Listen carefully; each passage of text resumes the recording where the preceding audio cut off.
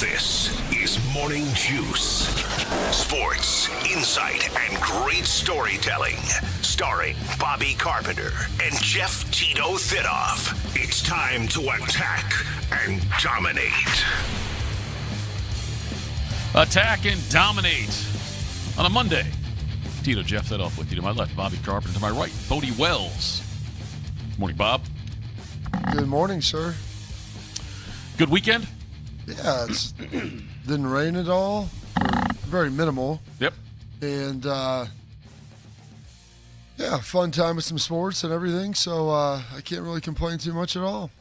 Big show lineup for you today. Morning Juice sponsored by Riverside Bank of Dublin. 2 full hours here on YouTube, the Fan app, Twitter, and Facebook. Catch a show 10 a.m. to noon on 10 TV Plus. Download the podcast anywhere you get your audio. Lots to talk about today. A busy weekend in the NFL. Ohio State has named its captains. We'll talk about that as well. Buckeyes also got another basketball player. Yesterday in Major League Baseball, the Diamondbacks defeated the Reds. Colorado falls to Cleveland. The Colorado scores 7-2. Guards win that one. Arizona beats Cincinnati 5-3. Cleveland's in L.A. tonight to take on Anaheim. The game is at 9:38, and Reds and Giants 9:45 p.m. out on the West Coast. In the NFL this weekend, the Bengals took care of the Bears 27-9. The Browns got walloped by the Bills 31-7. We'll hear about what Deshaun Watson had to say after that game. Oh boy! Yes, it was Deshaun. Man, we are 12 days until Ohio State takes on Ball State this weekend. We've got our first round of Week 0 coming up in college football on Saturday. And, of course, as Bodie knows, Thursday is a return to PTI. Bobby, how about you make us smarter? Time to get smarter. Morning Juice presents Today in History. Here's your professor, Bobby Carpenter. All right, Carp, work your magic. Oh boy, it is Monday, August 24th, the 236th day of the year. 129 days remaining in this 2026. This date, 1814, the British forces capture Washington, D.C. During the War of 1812 and burn down the White House and much of the Naval Yard as well. So not a great situation there for the United States. I think my mic volume's working today. Always something over here, Bodie. I got you cranked up on my end. So. All right, good. This date, 1891, Edison patents the motion picture camera. This date, 1909, workers start pouring concrete for the Panama Canal.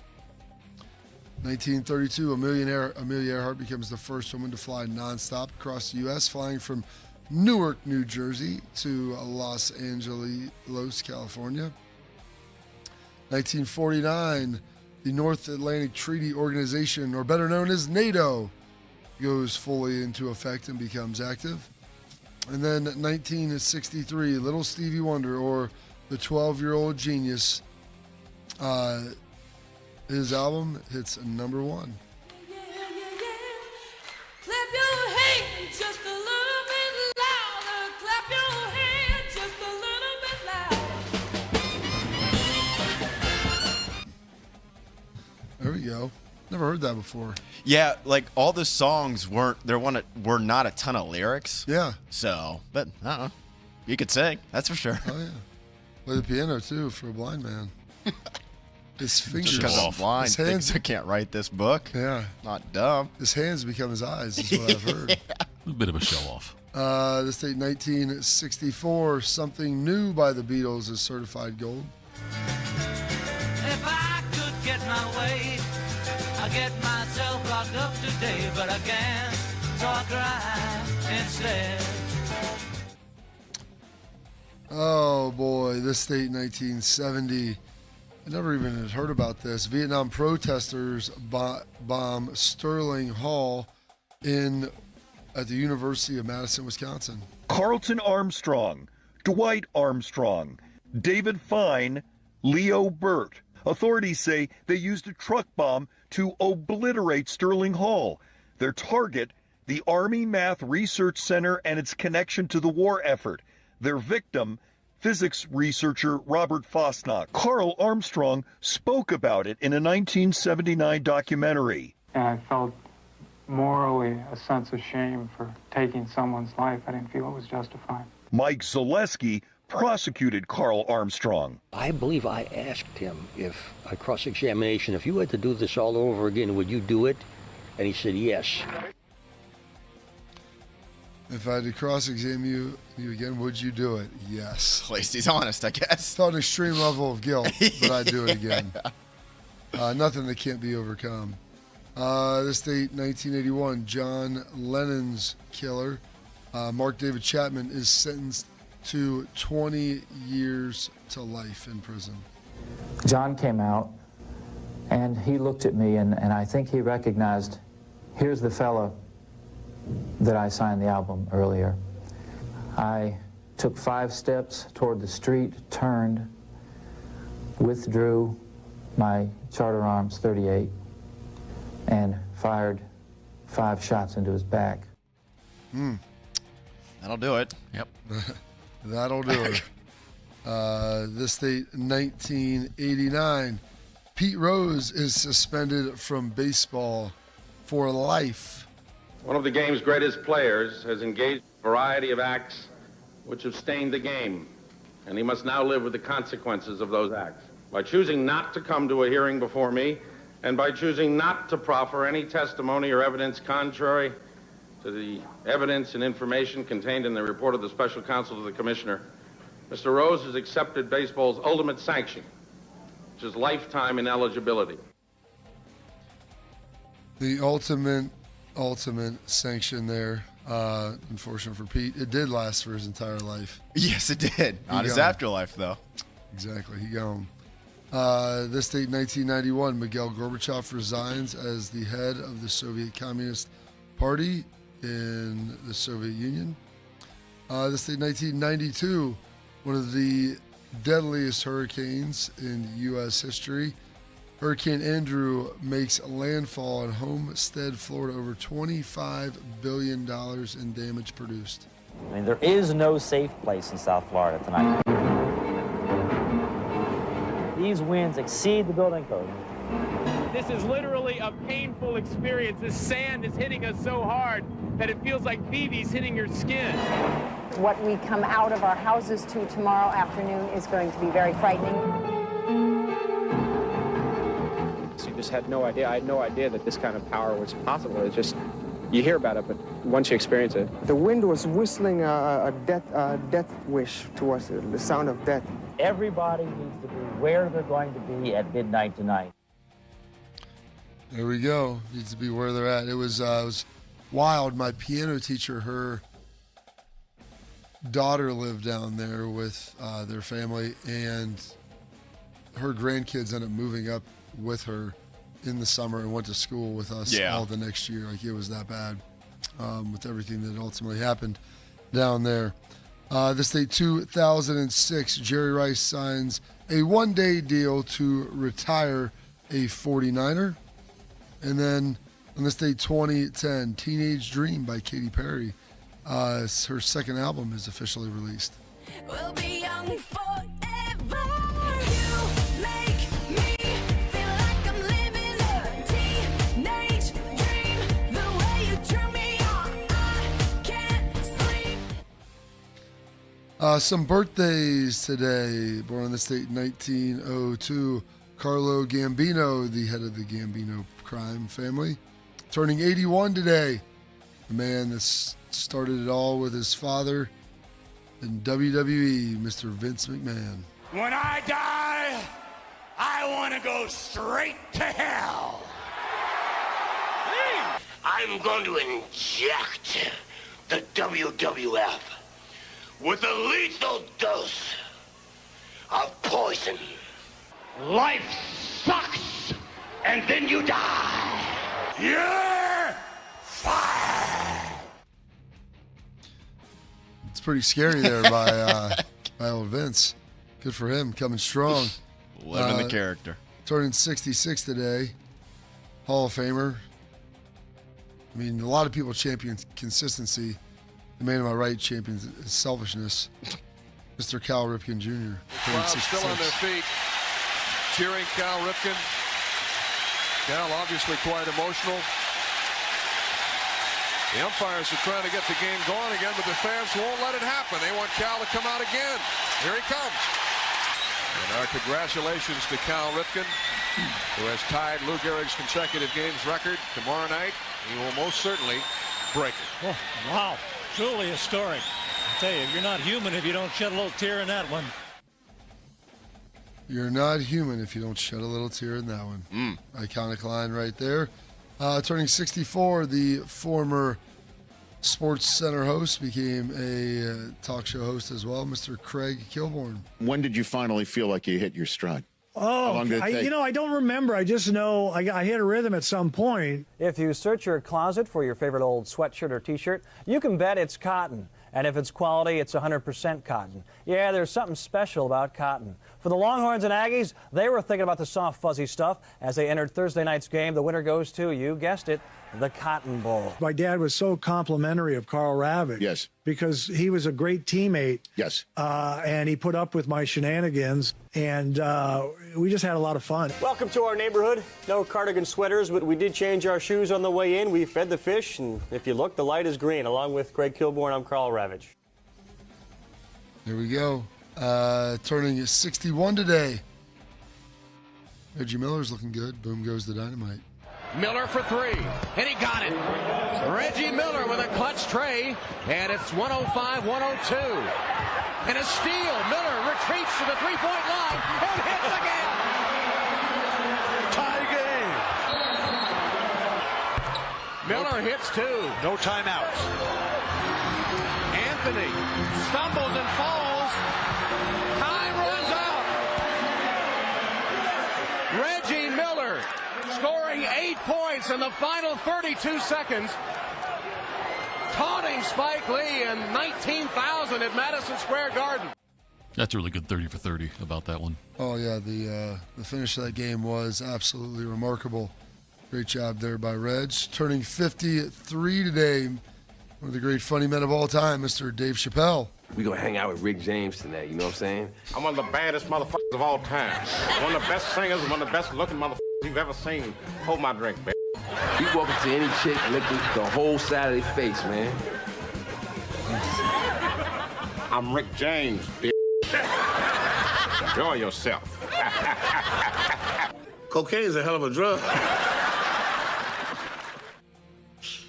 You walk up to all these and lick this entire side of their face. I mean, that's amazing. Very, very funny. That's frowned upon now. I don't know. Not if you're Rick James. R.I.P. We'll never know. Yeah. Unknown. You're right. Turning 40 today, a longtime Houston Texans running back, Mr. Arian Foster. Some holidays and observances.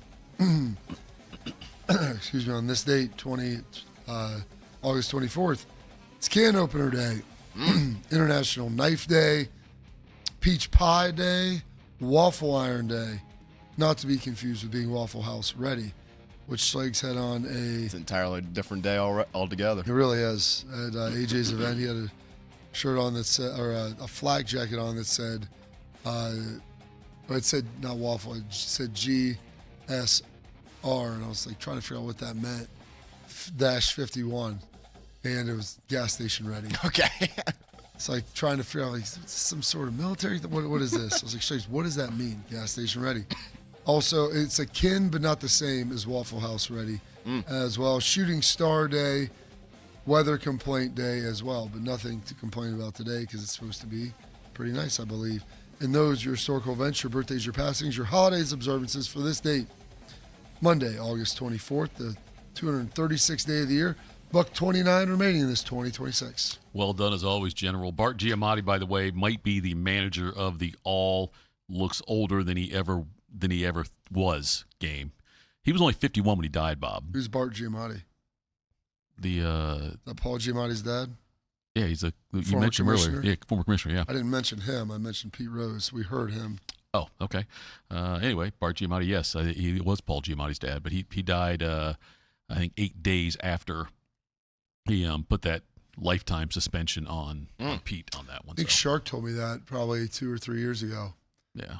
Not that he died, that he was Paul Giamatti's dad. Yep. But yeah, he was a lifelong smoker and looked a lot older than he actually was. So, For all right. him. Coming up next, folks, we'll get Bill Bennett Sporting News on, get the latest in college football, talk some NFL with him as well. This is Morning Juice. Do you need a bank that truly values local business in this town and the opportunity to work right alongside them as partners? Whether you're a small business or a large operation, Riverside Bank of Dublin has the right tools for the job. Riverside Bank of Dublin has the experience of working right here in Central Ohio. They understand the business climate in our area, and they're going to help you reach your goals. So whether you need an SBA loan to get your business off the ground, a line of credit to keep your business running smoothly, or equipment financing to get your business up to scale, Riverside Bank will tailor a solution that fits your needs.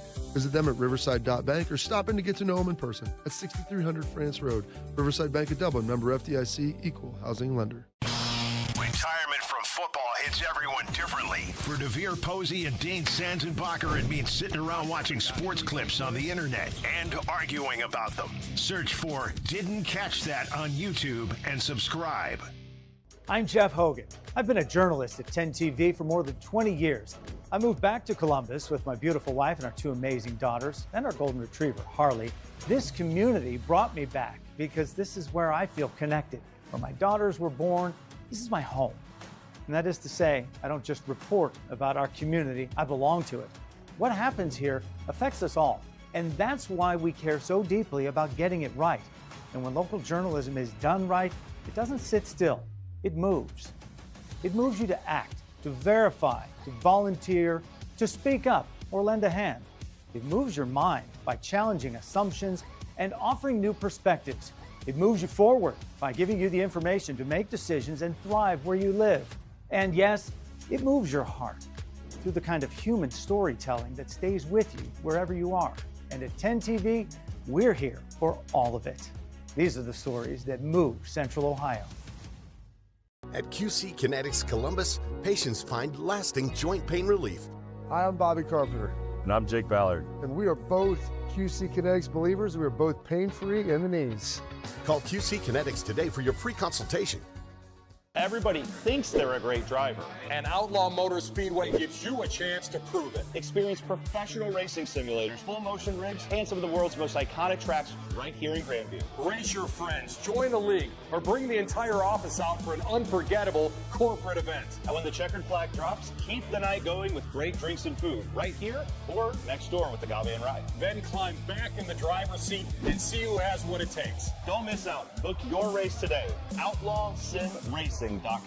Delaware County Veteran Services is a county office that faithfully assists veterans of Delaware County. Although not the Department of Veterans Affairs, we help veterans and their dependents navigate through the process of applying for benefits administered by the VA, and we provide transportation to VA medical facilities. So if you're a military veteran or a spouse of a veteran, schedule your appointment today. A wide range of VA and local benefits may be available to you. Delaware County Veteran Services, conveniently located in the historic courthouse in Delaware. Tito has had 2 wives. They've both been named Heather. If you know someone named Heather, please warn her. This is Morning Juice. All right, folks. Monday, when we talk to this guy. College football, the NFL, or college basketball, the man just knows ball. It's time to talk some ball with Bill Bender. Bill Bender joins us now. Bill, good morning. It's happy football week. This weekend, outside of North Carolina, TCU. Is there anything else you're really interested in watching this weekend as far as something you got your eyes on for college football on Saturday? Well, I mean, it's better than, NFL preseason football for sure. I think, obviously, that Memphis UNLV game's interesting to me in a lot of ways. Because there could be some group of 6 implications there. I will watch some of USC. I don't know. You get through the whole game just to see what that defense looks like with Gary Patterson. And then a sneaky good ACC game with NC State, Virginia. So there's a little bit to watch there. I'll be okay with it. I mean, would you be happier next year if this is week 1 as opposed to week 0? Correct. I think so. I think we need to push the season up a little bit. That's one more weekend where, like I said, we're not competing with NFL preseason football, which I did watch my fair share of that over the weekend. So yeah, it would get the season started a little bit, especially if we're headed towards a playoff expansion to 16 or 20 or 24 teams, whatever they end up doing, I think it's best that we push the season up. Though, Bobby, I was telling my son the other day, I was like, it is a little weird that I feel like high school football in Ohio has been pushed up, from when, way back when I played. But I think it certainly starts earlier than I thought. But it's okay. It was fun Friday night to see all those games going off. It was, but you're correct. I mean, it starts super early now, and middle school starts with it to the point where my 7th grade son, will not play any 7th grade football games in the month of October. There will be, I think, 3 in August, 4 in September, and that will be it. Yeah, so I mean, it definitely pushes the calendar up, but I think college football fans, you can adjust to that a little better because of the bye weeks, because of the long schedule, because of the long playoff that is almost longer than it seems like most other sports, but it's going to be fun just the same. I think Tito mentioned North Carolina. I think that is the focus of Saturday, the curiosity of, is it going to look better with Bill Belichick in year 2, and it certainly can't do much worse given the offseason headlines they've had. But I am genuinely curious to see if they compete in that game. I think they will. I have a sneaky suspicion that they hang around in that game longer than people are going to give them credit for. Bill, how bizarre is it that we've got a tight end, Daquan Wright, who if he clears waivers in the NFL, he'll be returning to LSU, has an agreement in place. How weird does that sound? Right. I've kind of been making the joke all weekend that if I told my editor that 3 years ago, they would have to check the headline and double check the headline, and I'd probably get yelled at. But it is a bizarre world in college football we live in. I would caution, though, that I do think with 5 for 5, and it impacts not just football, but just about every college sport, that hopefully it's just this year where we have players doing this. And I think had the NFL and college football maybe worked together and offered a firm deadline for, hey, you're either a college player or not, or firmed up the fact that, hey, once you're on a practice squad or a preseason NFL roster, you can't come back to college football, and made that very clear. I guess those waters have been muddied a little bit, but it is certainly a bizarre world that a Browns tight end might be catching passes from Trinidad Chambliss here very shortly. I think there is something in place where if you leave as a third-year player, Bill, that was always the case. You couldn't return. I forget who was telling me about this, but they never had that for fourth-year players because a fifth year was never an option like it is now. And so there is some, I guess, litigation and structuring of the rules that needs to probably occur, that we're out here running ahead of, 10 feet ahead of our parents, and we're not sure exactly what's going on. Right. And again, I hope this is a 1-year deal, because I think 5 for 5 in general is a good thing for college football. It's going to, I don't have proof of this, but I think it'll decrease transfer rates, hopefully. It will allow players to get paid for 5 years. It will kind of eliminate the red shirt, and you won't have 7th and 8th year college football players playing. So, and that's been one of the complaints with the sport in recent seasons, though in some cases with the COVID year, it's not their fault. So yeah, but I mean, this is definitely clunky at best, the way it's being handled. And I honestly don't think there'll be more than a handful of players that do this, that go from an NFL preseason roster to potentially playing college football, because I mean, let's be real, the games start in 5 days. So how quickly can we do this? Bill Bender joins us from Sporting News. Bill, Darian Mensah is getting a lot of hype as being one of the big-time QB transfers going to a major program. Is there a couple under-the-radar quarterbacks that transferred you got your eye on? Well, I mean, obviously Darian Mensah's one. I mean, Drew Mestemaker's not under the radar, so to speak. He led the FBS in passing yards last year, but I do want to see what he does with Eric Morris at Oklahoma State. They also brought Caleb Hawkins, explosive running back. Oklahoma State was they were embarrassing last year. It really bottomed out when they played Oregon. They play Oregon in week 2 again this year. But I'm wondering if they're competitive again with a passer like that. So he's one that stands out. And then Jaden Craig, quarterback you're going to see on Saturday for TCU. He comes from the Ivy League, doesn't turn the ball over often. That TCU offense, it lends itself to a lot of passing and a lot of points. So I think he's one that sticks out that we're going to see right away on Saturday. So it's interesting you bring up Drew Mestemaker. He was talking and how he ended up at Oklahoma State, obviously coming from North Texas with his head coach and other places he was looking at. And he brought up the fact that Michigan reached out to his agent and they were interested. Given the fact that they had Bryce Underwood there returning, and I feel like we're going to start to see this a little bit more in college football, some of these maybe subtle and discreet flirtations with transfer portal quarterbacks, maybe when you have your own, and then that comes to light maybe 6 months later when they're already at their other place. Does this have any impact? And are you surprised to hear that?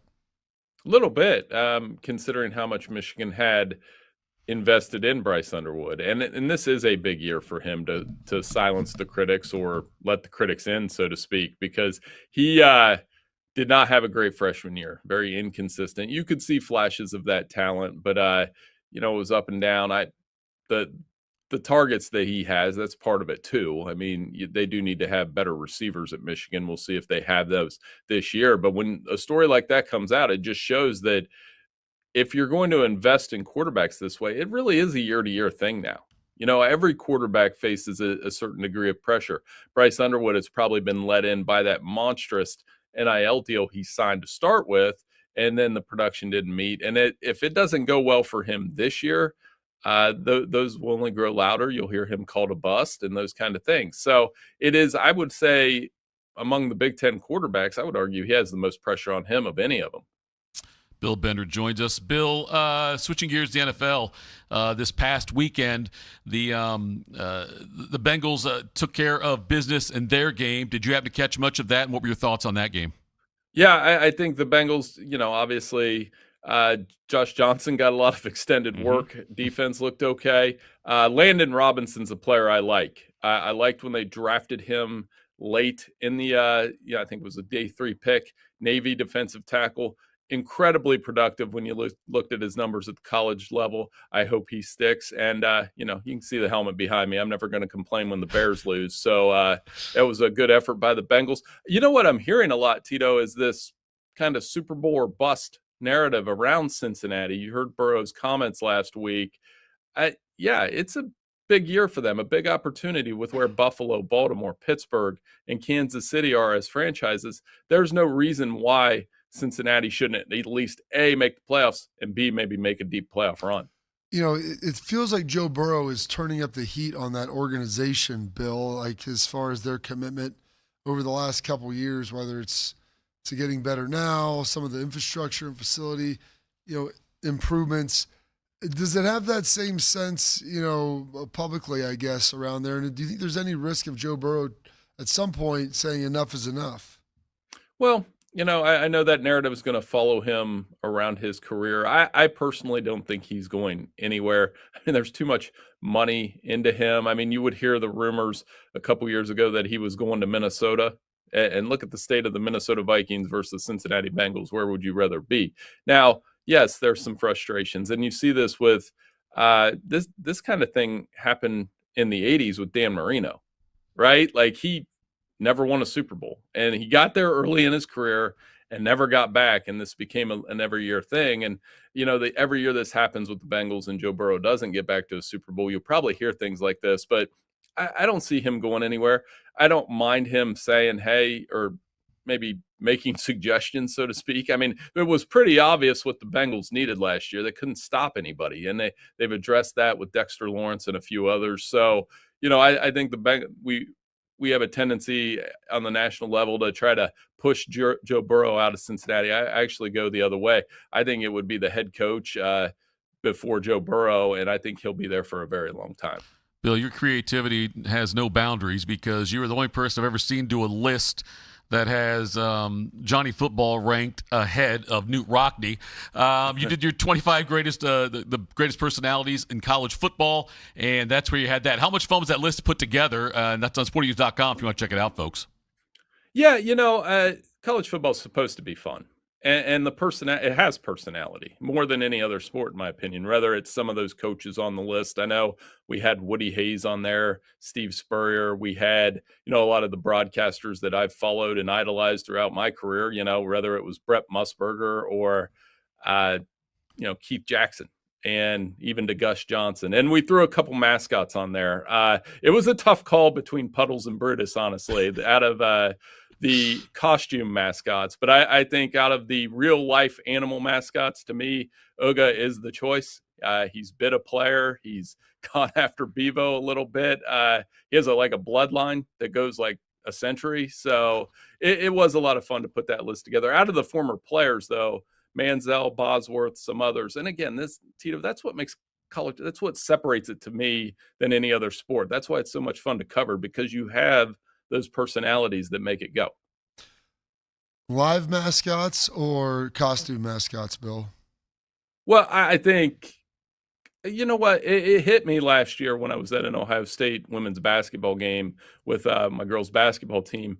The line that Brutus gets to take selfies is crazy, and it's awesome. I mean, the girls, half of them, they were there to watch the game, but they were like, let's make sure we get a group picture with Brutus. And that's the impact mascots like Brutus, mascots like Puddles, the Oregon Duck, Sparty at Michigan State, I mean, they have. But if you're asking the question, yes, live mascots are better. It's Mike the Tiger, Uga, we talked Ralphie. There's a buffalo that runs around the field in college football. What other sport can say they let that happen? And then so I would take the latter, but I think both are great, and it was cool to see. There wasn't a lot of pushback on us putting a couple on there, which was a good thing.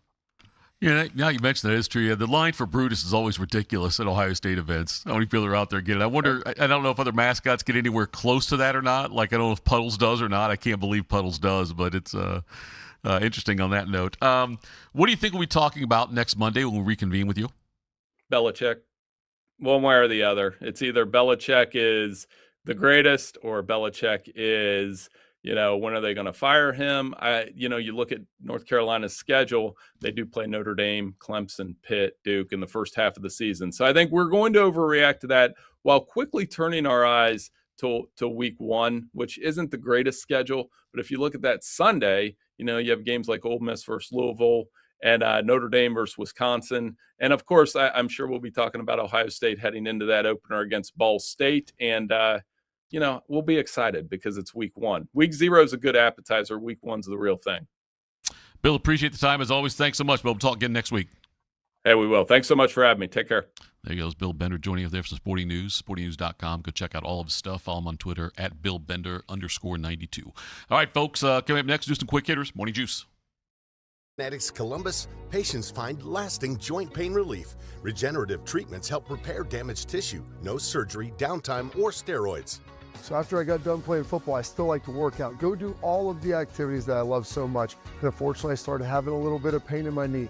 That's when I went and saw my friends at QC Kinetics. We were able to go in there, get the consultation, get treated, and now my knees, well, they're as good as new. Call QC Kinetics today for your free consultation. Better starts here. Since 1969, Germain Toyota of Columbus has been delivering an exceptional experience to Central Ohio drivers. Whether it's versatile SUVs, stylish trucks, or efficient hybrids, Germain Toyota has a great selection of new and pre-owned vehicles at customer-friendly rates, backed by 2 years of maintenance with Toyota Care and same-day service from our trusted team of technicians. Experience the difference with every drive at Germain Toyota of Columbus.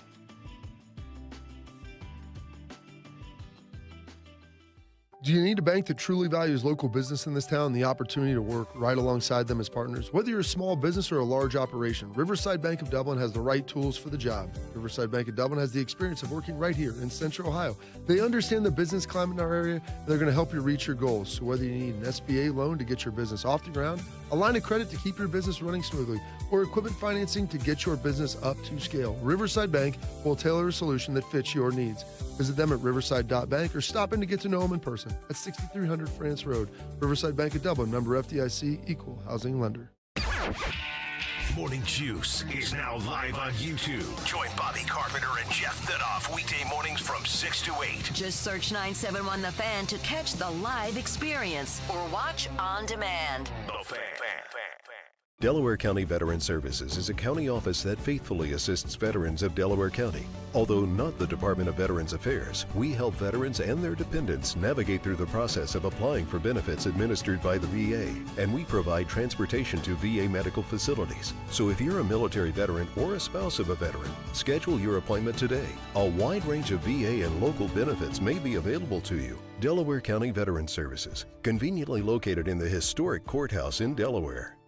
Everybody thinks they're a great driver, and Outlaw Motor Speedway gives you a chance to prove it. Experience professional racing simulators, full motion rigs, and some of the world's most iconic tracks right here in Grandview. Race your friends, join the league, or bring the entire office out for an unforgettable corporate event. And when the checkered flag drops, keep the night going with great drinks and food right here or next door with the Agave Ride. Then climb back in the driver's seat and see who has what it takes. Don't miss out. Book your race today. OutlawSimRacing.com. In the old days when people lived to be 40, you only had one option for listening to your favorite show. But now, ooh, baby, radio, podcast, the Fan app, and YouTube, ooh, just to name a few, live or on demand. You have no excuses. The Fan. Bobby knows what it's like to be a winner. Tito knows what it's like to be thrown out of an all-you-can-eat buffet. You're here 4 hours. This is Morning Juice. Morning Juice. Bobby, Bodie, Tito. Bodie, take over. Morning Juice presents Quick Hitters. All right, fellas, happy Monday. Starting a little bit of football here, college football / the NFL. 12-year-old me could have never imagined where this game would take us, but 30-year-old me can look back and say we gave it everything we had. Till the day that I die, it'll always be go Dogs and go Browns, Batman out. That's what Nick Chubb posted on Instagram late on Friday night as the 8-year veteran announced his retirement from the National Football League, selected 35th overall by the Brownies in the 2018 NFL Draft. Chubb was an absolute stud before, unfortunately, injuries really derailed the back half of his career. In his first 5 seasons in Cleveland, he averaged more than 1,200 yards on the ground and about 10 scores per season before a devastating knee injury, his second one of his career. He had one back at UGA. Early in 2023, essentially kind of wiped out the rest of his career. He retires with the 3rd most rushing yards and touchdowns in Cleveland Browns history. Bobby, both just an A-plus player on the field and an A-plus guy in the locker room in his career there in Georgia and for the Browns and Texans even last year. Jim Brown. Is second like Mike Pruitt maybe? Or I don't know who Kevin second Mack? would be. I don't think it would be Kevin Mack. It was a long time ago. I was looking at it over the weekend. So if it's pre 85. It was. Okay. It was like 50s, I think. Okay, honestly. then I feel good about that. Leroy Kelly. Leroy Kelly. 60s into the early 70s, okay. That makes sense. If Chubb would have stayed healthy, he would have passed him. At least in yards. He was 400 yards and change behind him. Yeah. 23 touchdowns behind him, so had a ways to go there. But yeah, he played in Houston last year, 506 rushing yards in 15 games, scored 3 touchdowns. But yes, he was so damn good until that knee injury, and then it just changed. Obviously, it changed everything for him. But he was really a great running back for the Browns. And yeah, I don't know what he could have ended up doing, but he could have done a lot more. But that injury was, I think I was at that game. That was the Monday night game, if I'm not mistaken. In Pittsburgh, yeah. Yeah, in Pittsburgh, yeah. And we got back. We were coming back from Vegas and went there and went to the game out there. But tough injury, tough end to his career. Only 30 years old, but boy, he put a lot of mileage in there the time he was in there. Oh, they ran him into the ground with Cleveland. He ultimately ends up getting hurt, but he was very talented. You got the guy in the top of the 2nd round. Great player for you. A really good dude, too. Yes, there was something, and you know what? You keep going, Bobby, and I'll pull this up. Sony Michel posted something that was... because they played together at Georgia, and you look at Nick Chubb, like, Cleveland wasn't exactly a destination spot, and he went there. He re-upped early. If people don't remember this, he re-upped early, probably took less money than he could have gotten, potentially in the open market. Never complained about playing in Cleveland. Talked about how he loved playing in Cleveland. He was an all dog all the time, going from Georgia to the Brownies. And, that's why I think he's so endeared and revered there. As a dude came out and played. I couldn't tell you what Nick Chubb's voice sounds like. Yeah. Because he didn't talk a whole lot. Wasn't a big media guy. But he just went out there and played. And honestly, like I said, loved playing in Cleveland, which some people may not love as much playing in Cleveland, and we'll talk about that later. Yeah, I'll throw three things at you on this. One, listening to Bishop and Friends, and I guess even Bishop and Laurinaitis back in the day, I don't think I've ever heard Bo praise anybody the way he praised Nick Chubb. Yeah. And obviously Bo works up there in Cleveland, so very connected to the program. I saw this making the rounds on social media over the weekend after Chubb announced his retirement. He was once asked by a Georgia teammate why he never posted on social media. Nick Chubb said, "You ever seen a Lamborghini commercial? You don't need to advertise, baby." I think I added the baby there. I don't know that he said that. But I also saw this from Sonny Michel, who, like you said there, Carp, played with him at Georgia, was drafted actually ahead of him. Maybe a mistake on the Patriots' part. Worked out for the Browns, though. He posted a longer message than just this, but I'll read the back half of it here. "It's hard trying to outdo someone who consistently works as hard as you do. Thank you for always being you. Even when I spent way too much time trying to convince you to change your face mask to something cooler, you stayed true to yourself. And thank you for helping me get drafted ahead of you. Because after I fumbled in the Rose Bowl, you told Coach to put me back in. I got the chance to look like the hero, but the truth is, you were the hero. Congratulations on retirement, brother. Enjoy every minute of it. You've earned it, and proud to have shared part of the journey with you." What a dude. I mean, what else can you say right there, man? Like that Georgia game before they won a couple national championships a few years back, when they beat Oklahoma in the Rose Bowl like that, I mean, that was probably the biggest Georgia win in quite some time. And if I believe, in reading that, both just off the top of my head there, it was Michelle who ran in the game winner in overtime to beat the Sooners there. So that's, like you said, what a dude. That's kind of all that needs to be said, man. You go to your head coach and that's the like biggest game of the remember season. the Titans. I can't cover him, Coach. If you want to go put Petey in. Yeah.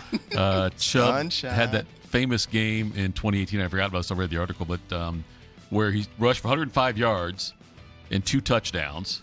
Touchdown runs of 41 and 63. He did all on 3 carries. 3 carries, 105 yards, and 2 touchdowns. That's a pretty good game. That's it. It's like a Randy Moss Thanksgiving game. Yes, it is. You're right, yeah. Some college basketball here, guys. A late addition to the Ohio State men's basketball roster with possibly a second one coming, I ask as a question mark. On Friday, the Buckeyes signed the 9th new player to the roster this offseason, landing 6'9" Argentine forward Ali. He has spent the last 5 years playing professionally overseas. This past season, This past season, Aaliyah averaged 16 points and 9 boards per game while playing in the Spanish Liga U and the European Cup for the UCAM Murcia CB. I have no idea what any of those words mean, but overseas. Along with that, all words are made up anyway. Exactly. Along with that, 11 Warriors has reported that Ohio State is still exploring bringing back Christoph Tilley after the class of 2022 players were granted an extra year of eligibility. If Ohio State were to do that, they would have to cut one player, though, because their roster's right now currently full with 15 players. You know my policy, that addition. Gary. We don't make cuts. Yeah. Captains do, though. Tito, though, we'll see. Doesn't hurt, right? Not sure what to make of a guy coming in from overseas, but he originally committed to Michigan back in 2023, but then ended up never enrolling with there was academic and visa problems, I guess, that prevented him ever joining the active roster. He never actually bad credit. That might have been, yes. Anyway, but Aaliyah, though, they are adding to that depth. They've got so much depth now on this team. I mean, it's going to be they should never, ever be tired because and foul trouble should not exist either. It's a challenge. It's going to be a challenge for Debo to get them all out there and figure out how to make it work. It sounds always great to have more, but you have to figure out how to utilize more, who plays best together, what those lineups look like. I mean, this will be a challenge for Debo to try to put this thing together because it's not like these guys have all played together for a handful of years. You're talking about a bunch of guys that they've literally just like 9 new players on the roster. That's quite a bit. And so do you go big? Do you go small? When do you do those things? Who complements whom well, all of those things. It's good to have options. That's the thing. Yeah, options are great. Yeah, he's got to make it all. You got to find the right ingredients, the right recipe for it, if you will. But I'm excited that there's options there. And then it's not like, well, if this guy gets hurt or if this guy gets in foul trouble, we're screwed. But I think that's what this team has the capabilities of being, is a team that can go up against anybody, play any kind of basketball, and have the right pieces to do it.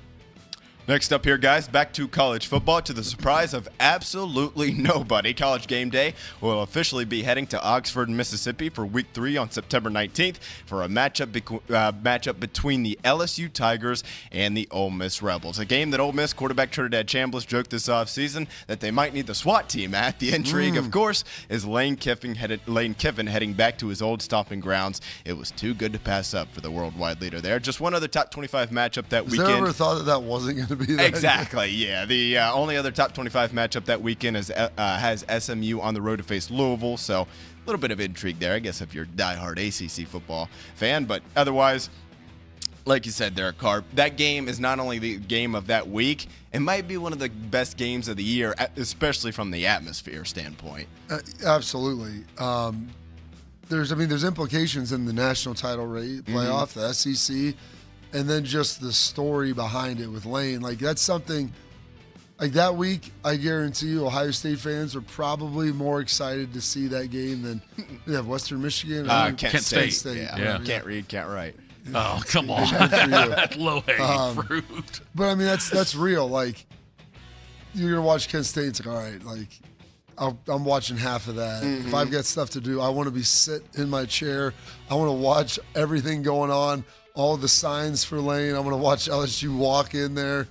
People throwing eggs at him and everything else. Mustard bottle. I mean, whatever it takes. It's going to be pretty amazing. So that is a game that I am looking forward to. I'm kicking around trying to get down there to it just because I know it's going to be an unreal situation. It's just Oxford's in the middle of nowhere. So it's a lot of logistics that will have to come into play for that. Yeah, it's gonna be something else. That's the night game atmosphere out there. It's all day to do it. The signs gonna be great. Game days. It's gonna be fun to watch that game day. That might be one of the most watched game days of the season, I would think, just because of all the things that are going into it. It'll be one of the, unless something happens before, that will be the highest rated show and game day of everything, and especially if the game is good, because everybody's gonna be watching that. Not just Ole Miss fans, not just LSU fans, not even SEC fans, people in the Big Ten. Everybody hates Lane Kiffin a little bit, after everything that happened, or a lot of it. Yeah. And so they're going to want to tune in to watch. It's a compelling story. Yeah.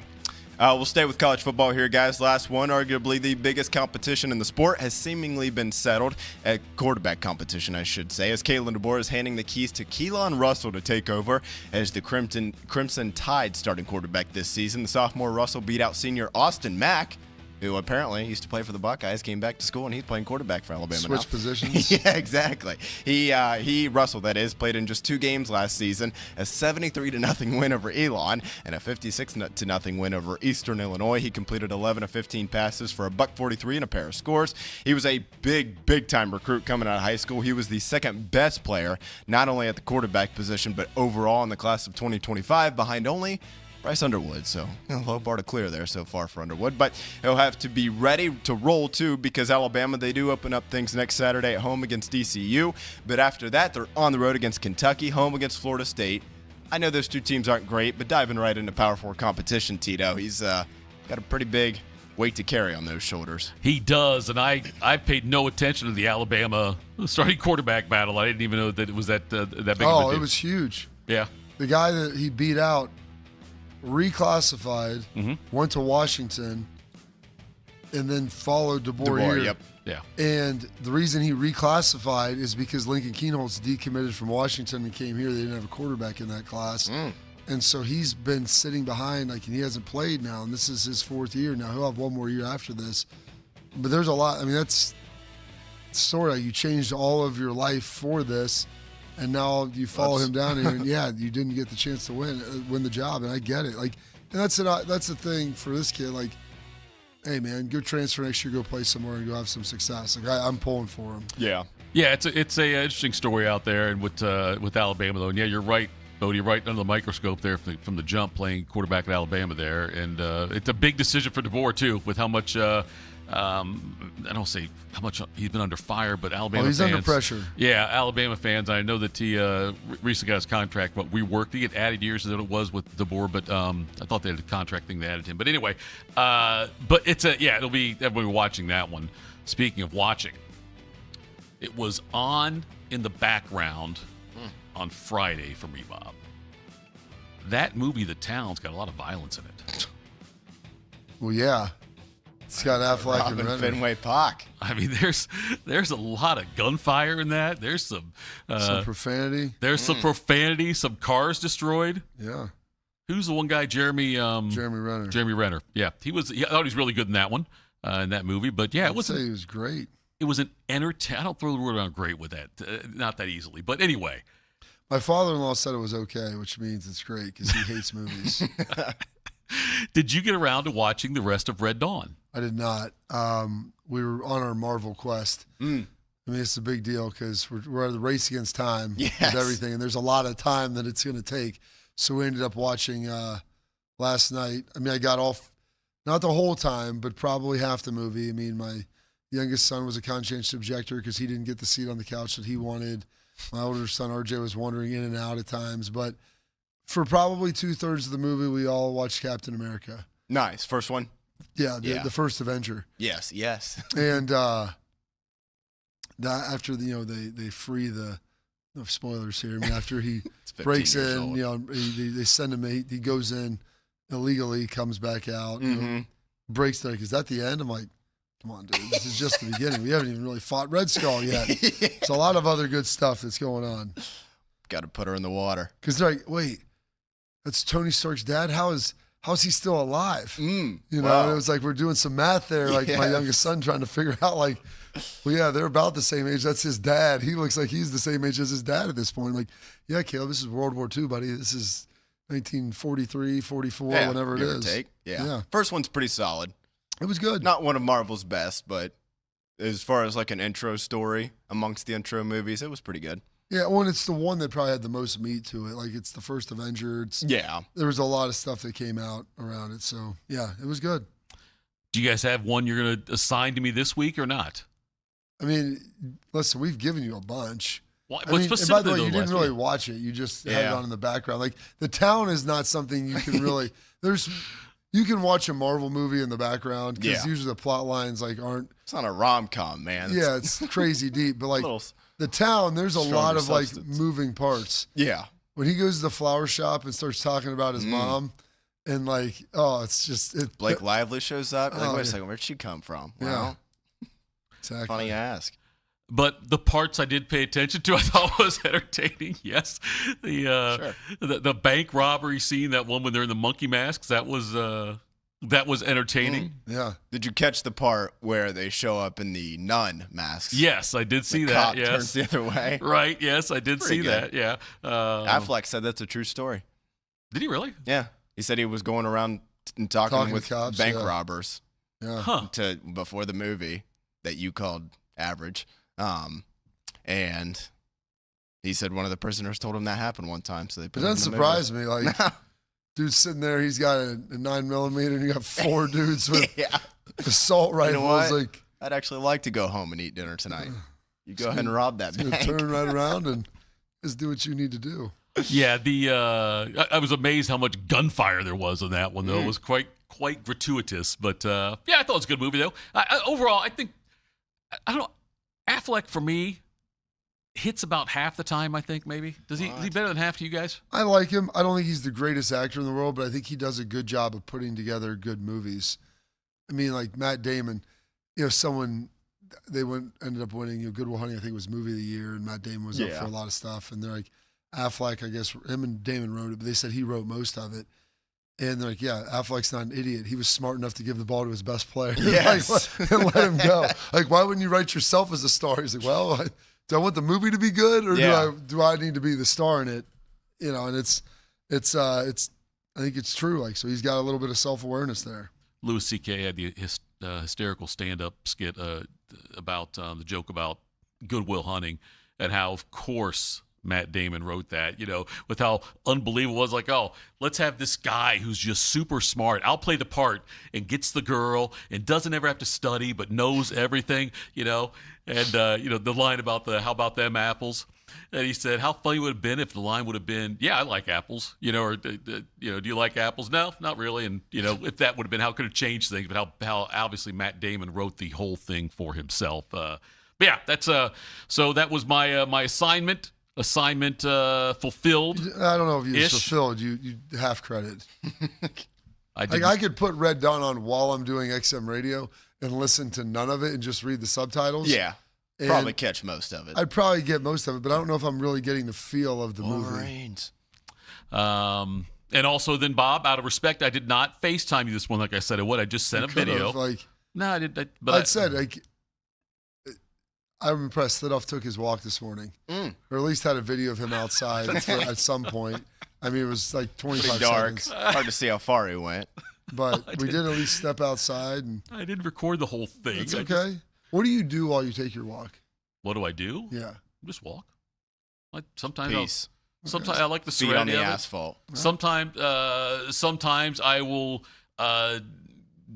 do something like regarding my faith. Sometimes I'll admire the outside. Sometimes I'll be listening to gospel music. Sometimes just come curious. to one. Yeah, like in the morning, that's when I do all of my, not all, but like wrap up anything that I didn't find the night before that needs to find me before the show. You know, like the Deshaun Watson sound people were talking about. I was like, I need to find this. Kept scrolling. Oh, there it is. There it is. There's a guy at the podium. What did he say? What were your thoughts on that? On what Deshaun Watson said? Yeah. We'll get into that on that. But I think there's nothing more peaceful than that, like being the only one out there usually. The problem is on my street, I'm not. Even if it's at 4:30 in the morning, there's people jogging, dogs walking. I have to avoid some skunks that are out there. Ooh. That's terrible. That's a big fear of mine, is getting sprayed. 'Cause I can only imagine how much hell I'd catch from you guys if I called in and said, guys, I can't come in. I got sprayed by a skunk.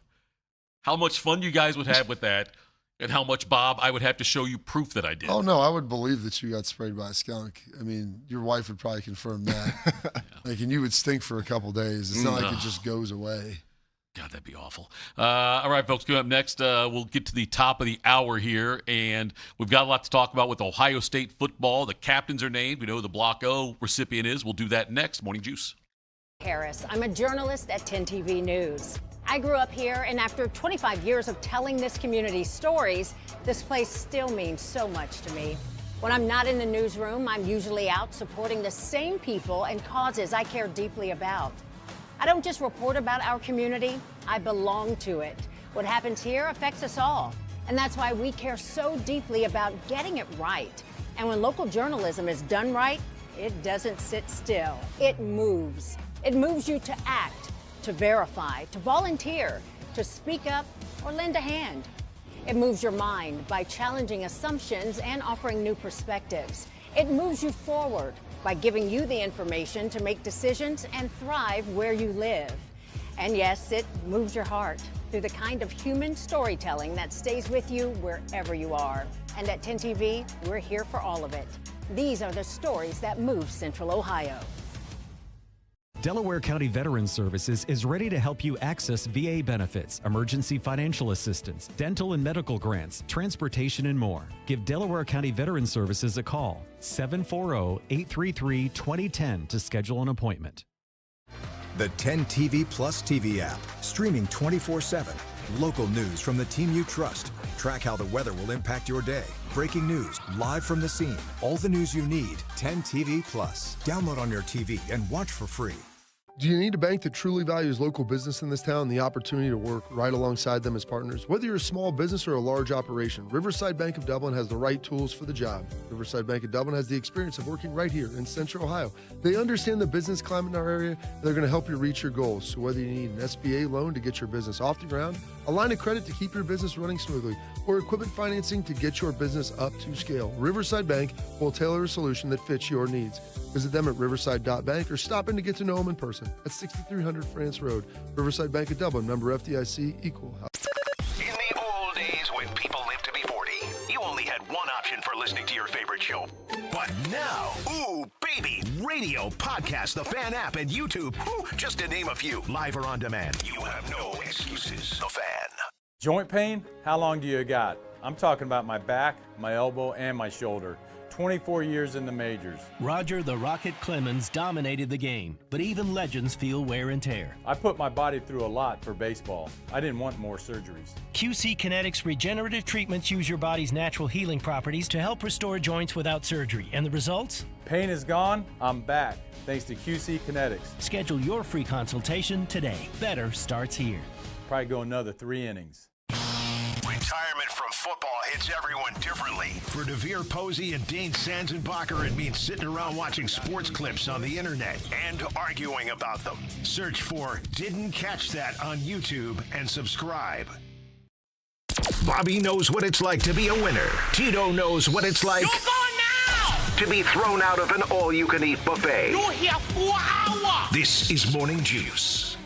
Morning Juice. Brandon Inniss gets the Ohio State's Block O jersey for the upcoming season here. Bob, how long haven't been in the Block O that long, have they? The Block O jersey? Like, I don't remember it growing up at all. I think it was like only in the last Growing 10 up? years or so. I'm saying I don't remember it. There's a big difference between growing up in the last 10 years, considering you're 55. 10 years. So, I mean, there's Gotta lay off the peyote.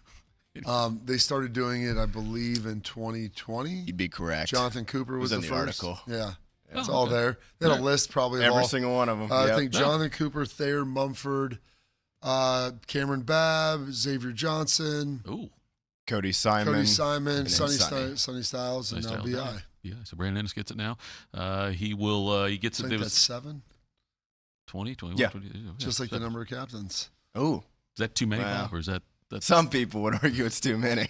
We'll By get it. some We people, can I get mean into, we one can get into person. that. Like okay. that's all part of the conversation. Let's hear the phone call Julian saying about being named team captain. Hey, buddy. Hello. How's it going? Good. Hey, Dan, it's Billy Fessler. How are you? Hey, Coach. That's the quarterback coach. Yeah, I I'm know. doing well. What do you have going on? That's not necessary. We just got done with our second scrimmage. Really, it's our big scrimmage over in the stadium. And I thought overall it went pretty well. Obviously, some stuff we're gonna take a look at the film, but just as we look back at camp and really kind of this being the conclusion of camp, Julian's been really impressive. I think obviously the physical tools, right? That's nice to hear. Yeah, absolutely. Right. From being accurate in his decision making, to extending plays, and I think he's taken major strides in that aspect of his game. But what's been more impressive to me than anything else is just how he's grown as a leader. When you look at this fall camp compared to last fall camp, he's found his voice in a big way, and he's got total command. He's got fire. He's an elite competitor right now, and it's contagious to the rest of the offense. But we wanted to call you because he's got something he's got to tell you. Yeah, I just want to say I got named captain for this season, so can't wait. I'm excited, fired up. I am tearing up, man. That's really something to be named the captain of Ohio State. I mean, it means everybody trusts you. That's exactly right. And I think just if you look back at the history of Ohio State football and obviously all the rich traditions and the captains that have came through this program, it holds a lot of weight. And obviously I know Julian's going to do a great job continuing on with that legacy. But I'm really, really proud of him. I'm just have seen so much growth throughout the last couple of years, and I'm excited to see what this year holds. Can't wait. It's pretty special. So I'm proud of him, and again, excited to see what happens this year, and excited to see you here in a couple weeks at the first game. Yes, sir. That's great. All right. Hopefully the weather clears up for you. We'll see you, Dan. All right. Yeah. Talk soon, guys. All right. Love you. See ya. Yeah. Love you, buddy. Awesome. What's It's awesome, man. Congratulations. What's interesting about that is the first thing what did you take away from that, Jeff? What to take away from that? Yeah. I mean, I thought it was a cool moment sharing it with your father like that. And I thought when he said, I'm fired up, he didn't sound that fired up to me, but that's okay. You like that? I was expecting that. But anyway, no, I mean, I think it's a cool moment they do that, though, that they, because I've seen it before. I didn't see any of them this year, as I've told you, Bob. But I have seen those before. They make the phone call to the parents. And it's a cool thing. I think it's a very special moment, I'm sure, for father and son. Yeah, and sometimes as we listen to some of the other ones, you'll hear like both parents are on, just how it all works. I'm always interested to hear what the parents say when they hear about it, like what that means to them and what it represents and signifies.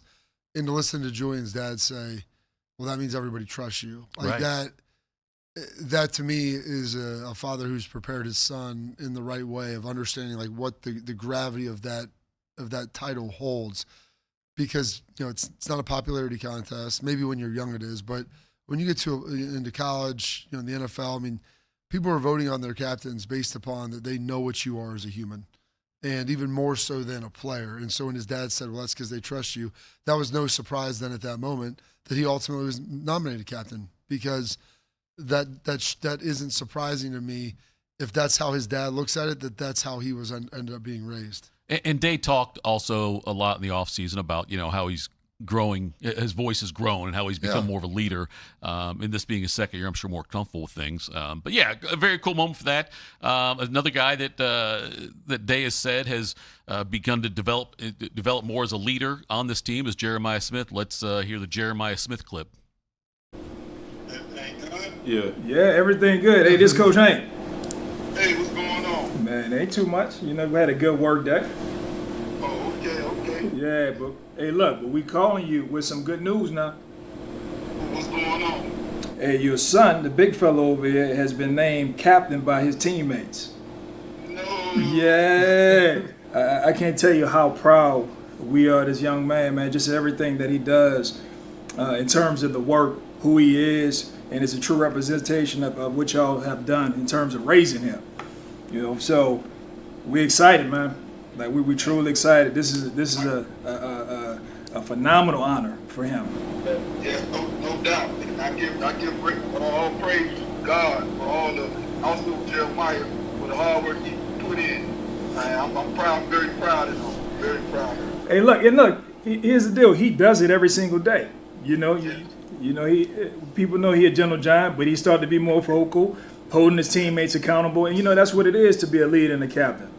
And so when we see that, just know we're proud of his growth, man. He's taking the next step. Hey, listen, I know y'all got a group of people, man. I'm praying for y'all to stay healthy and to get the job done, man. I'm praying. Yeah, and look, we appreciate it. We really do. Yes, sir. Hey, but not only that, let me tell you this. I'm gonna tell you how much it means to him. I mean, this young dude over here had tears of joy afterwards. Just like when he was named and when he found out how much he means to his teammates. He walks around every day with this sense of humility, man, and grace, and does his job at a high level.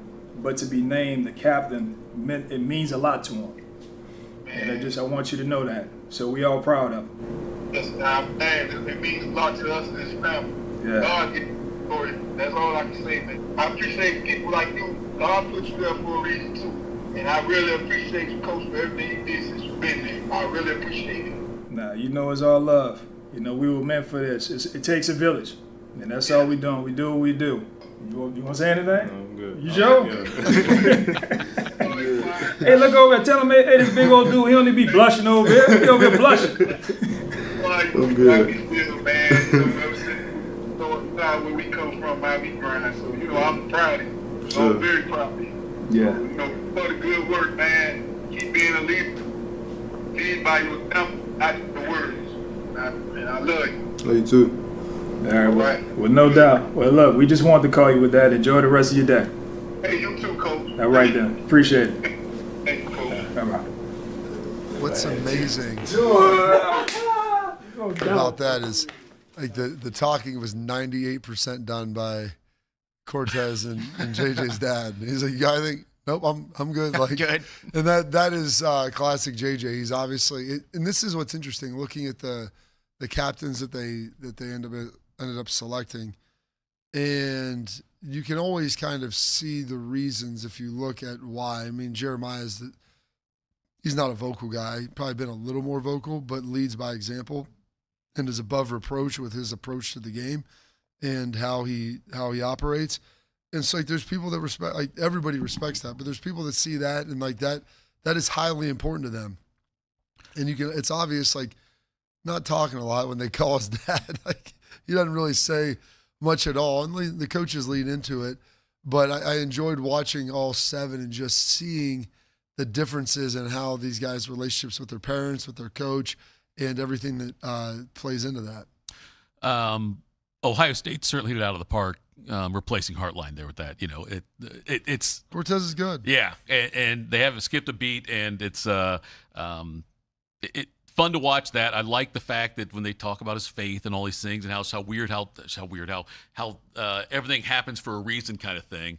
But yeah, Jeremiah, I couldn't pick his voice out of a lineup before. There's. I'm around him as a decent amount, and right. I have heard him talk. I mean, very few times, even when spoken directly to. If it's a question that doesn't need more than a yes, or that needs no more than a yes or no, it's usually a head nod or a wipe off. Like he's not. I mean, he just doesn't say much. Yeah, and that's fine. Like that's who he is as a person. But the guy goes out and works his butt off, and that's why everybody respects him. He's an ultimate competitor, plays hurt, does everything he wants. So, really, really solid guy. Very happy for him to be captain. Like Brandon Inniss is kind of the other side of that coin, where he's the emotional guy, talks a lot. You can see his leadership just permeate through and how he connects to people. Whereas Jeremiah comes in, does his job, and elevates everybody by elevating the standard of what it is to be at Ohio State. Brandon Inniss, Austin Sierveld, Julian Sayin, Jeremiah Smith, Jalen McClain, Peyton Pierce, Kenyatta Jackson Jr., the captains there. So, Bob, how do they land on 7? I want to hear Peyton Pierce first. Okay, let's do that. With this. And when Ryan talked about it, and they announced the guys in order of the votes that they received. Now, I don't know what the ballot looked like, whether it's vote for your top 3 guys, vote for 1 offense, 1 defense, 2 offense, 2 defense, or whatever it is.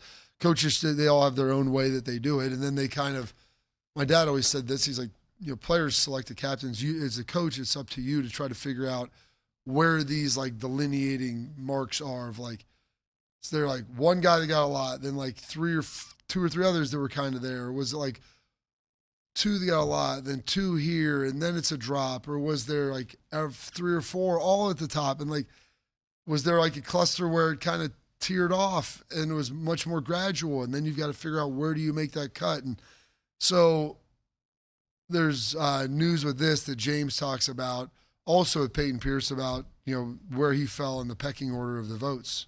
Hey, Dad. Hey, how's it going? Good. I'm here with Coach Laurinaitis in the office. We're just hanging out. Gino, what up, man? Hopefully you didn't get in trouble or anything. Why would that be your first reaction, huh? I don't know. I felt like I was getting the principal's office. No, So man. good. This is a great day. This is a great day because your son was just named one of our team captains for this season, and not only that, he was the highest vote getter amongst all of our captains, and obviously well earned. I know it was a goal of his. It was something that he and I talked about 2 years ago, actually, at one of these scrimmages in fall camp, and I know you're extremely proud of him, as am I. But the way he not only carries himself and represents this university and our culture, but also the way he represents the Pierce last name is pretty special. So I know you're proud, as you should be. I am too, but it's a big one, man. What a great honor. Yeah, it's an awesome honor. Highest honor you can get. Man, no question. No question. But Well, congratulations. I'll let you talk to him. You're on speaker right now, but I just wanted to be the one to break the news to you. Yeah, thank you. All right, Dad. That's about it. Just want to let you know. Congratulations. Hey, Mom. Congratulations. Thank Hi. you. Appreciate I'm it. so excited for you. Thank you. Yeah, no problem. All right, well. Super proud of you. That's a huge responsibility, and it's the highest honor you can get, man. Yeah, I'm super excited, and I can't wait for the season. So I appreciate it. All right, I love you. All right, love you guys. All right, bye. So he's leading vote getter for the team, as James revealed as well. With that, and I love Peyton's dad. Is he in trouble? Right. Why is that the first thing you think? I don't know. I feel like we're getting called to the principal's office. And awesome to see that from those guys. And 7, trying to figure out exactly how they got there. When you have 51 new guys, I think that leads to, I don't want to say fracturing, but gravitating more to different people. So you look at the defensive side, you've got a D lineman, you've got a linebacker, you have a defensive back. A lot of times you'll have guys represented from one or two, if not all three groups. Offensively, you've got 2 wide receivers, you've got a quarterback and an offensive lineman. Brandon Inniss, Austin Serveld, 2-time captains. So, not that you didn't think that they would be voted, but, they were probably going to be in that mix again. And I looked at, the offensive line. I was curious if they would have multiple offensive linemen in there. It's a huge position group, which, if you get into, political voting, they have a big voting block because they have so many sway people. The votes, they can boys. sway the votes. They're like a California or a Texas. They got a lot of votes they can throw. But also, they had Luke Montgomery, Carson Hinsman, as well, guys who had played a lot of ball, who'd been there for a long time. And then the other thing is underclassmen captains. That's always something, some people don't always feel comfortable with that. And so you had Julian and you had JJ and Peyton. Yeah. They were all third-year guys. And probably looking at JJ for sure, this being his final year at Ohio State. Oh, yeah. But Brandon and Austin were both underclassmen captains last year. And so leadership doesn't know an age. And then one of the biggest things, because there was some listening to the conversations after practice on Saturday about it, and there were some guys, well, I voted for this guy or I voted for that guy. Man, I'm surprised he didn't get it. And James and Ryan says, just because you weren't voted a captain doesn't mean you're not a leader. And he's and James's comment to him was, he's well, if you voted for those guys, you should let them know that. And let them know, because that lets them know that you view them as a leader. And so their actions, you will always be looking at them and it will be reflective of the team. So there are guys who are still following them and will still believe in them and still think that they are vitally important just because they don't have a C on their chest. That doesn't matter. So I think 7 this year, when you look at kind of the breakdown of it, you're probably going to have your quarterback. He was a junior. Austin and Brandon were probably going to be that because they both were nominated last year. It's okay, well, a lot of guys like JJ. And then on the defensive side, you're probably going to have Jalen. You're probably going to have someone from the front 7. You ended up having 2, and one guy that's a 5th-year guy in Kenyatta, and then Peyton Pierce, the guy that calls the huddle. And it had, is part of the deal that's replacing Sonny and Arvell. So I think that they've done it, and it works for this team. It doesn't seem like they're throwing in guys that don't deserve it.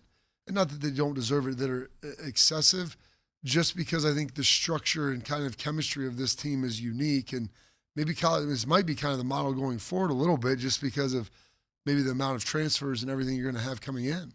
Are there what are the specific duties of a captain? Is there anything else tied to it? Being a leader on the field, maybe calling the plays and whatnot in the huddle and everything, but is there anything else off the field? Calling the plays has nothing to do with it. Okay, I'm saying, is there anything specific though, off the field that the captains? I'm sure they meet with Ryan probably weekly, and he has other leadership groups, and those guys are probably part of those of kind of outlining concerns among the team. Things happen. This is what I'm thinking. This is how I'm thinking we should handle it. And Mick, they tried to develop these guys during the off season. So there was stuff that they were doing there with leading groups and meeting with Mick, even before some of these guys were nominated to be captain. And outside of that, managing stuff in the game and locker room stuff, that's probably it. And they probably have players only meetings, which people think are crazy. But we used to always, every Thursday night, the coaches would leave and the captains would talk. And occasionally, if you had your light on captains, maybe another senior would get up and talk as well. But that was something we did every single week. So when people talk about players only meetings being bad, if you have them regularly and people can control it and understand what's going on, then I think it's a positive thing too. It is expected that the Cleveland Browns will name their starting quarterback today. Todd Monken has hinted that will be the case.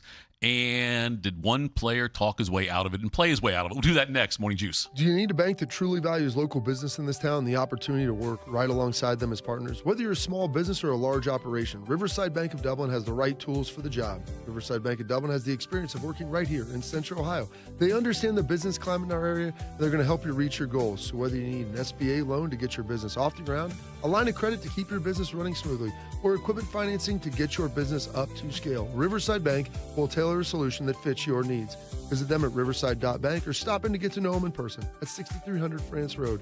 Riverside Bank of Dublin, member FDIC, equal housing lender. I pitched in the major leagues for 24 years, and let me tell you, I can feel it in my joints. Shoulders, elbows, and knees. Trust me, Pain doesn't retire when you do. I tried everything to get rid of the pain. Nothing worked until QC Kinetics. Baseball legend Roger Clemens and other patients are getting lasting relief with QC Kinetics regenerative treatments. No surgery. I trust QC Kinetics. You should too. Let's commit to getting rid of all the pain. Schedule your free consultation today. QC Kinetics. Better starts here. Everybody thinks they're a great driver, and Outlaw Motor Speedway gives you a chance to prove it. Experience professional racing simulators, full motion rigs, and some of the world's most iconic tracks right here in Grandview. Race your friends, join a league, or bring the entire office out for an unforgettable corporate event. And when the checkered flag drops, keep the night going with great drinks and food right here or next door with the Gavi and Ride. Then climb back in the driver's seat and see who has what it takes. Don't miss out. Book your race today. OutlawSimRacing.com. Since 1969, Germain Toyota of Columbus has been delivering an exceptional experience to Central Ohio drivers. Whether it's versatile SUVs, stylish trucks, or efficient hybrids, Germain Toyota has a great selection of new and pre-owned vehicles at customer-friendly rates, backed by 2 years of maintenance with Toyota Care and same-day service from our trusted team of technicians. Experience the difference with every drive at Germain Toyota of Columbus.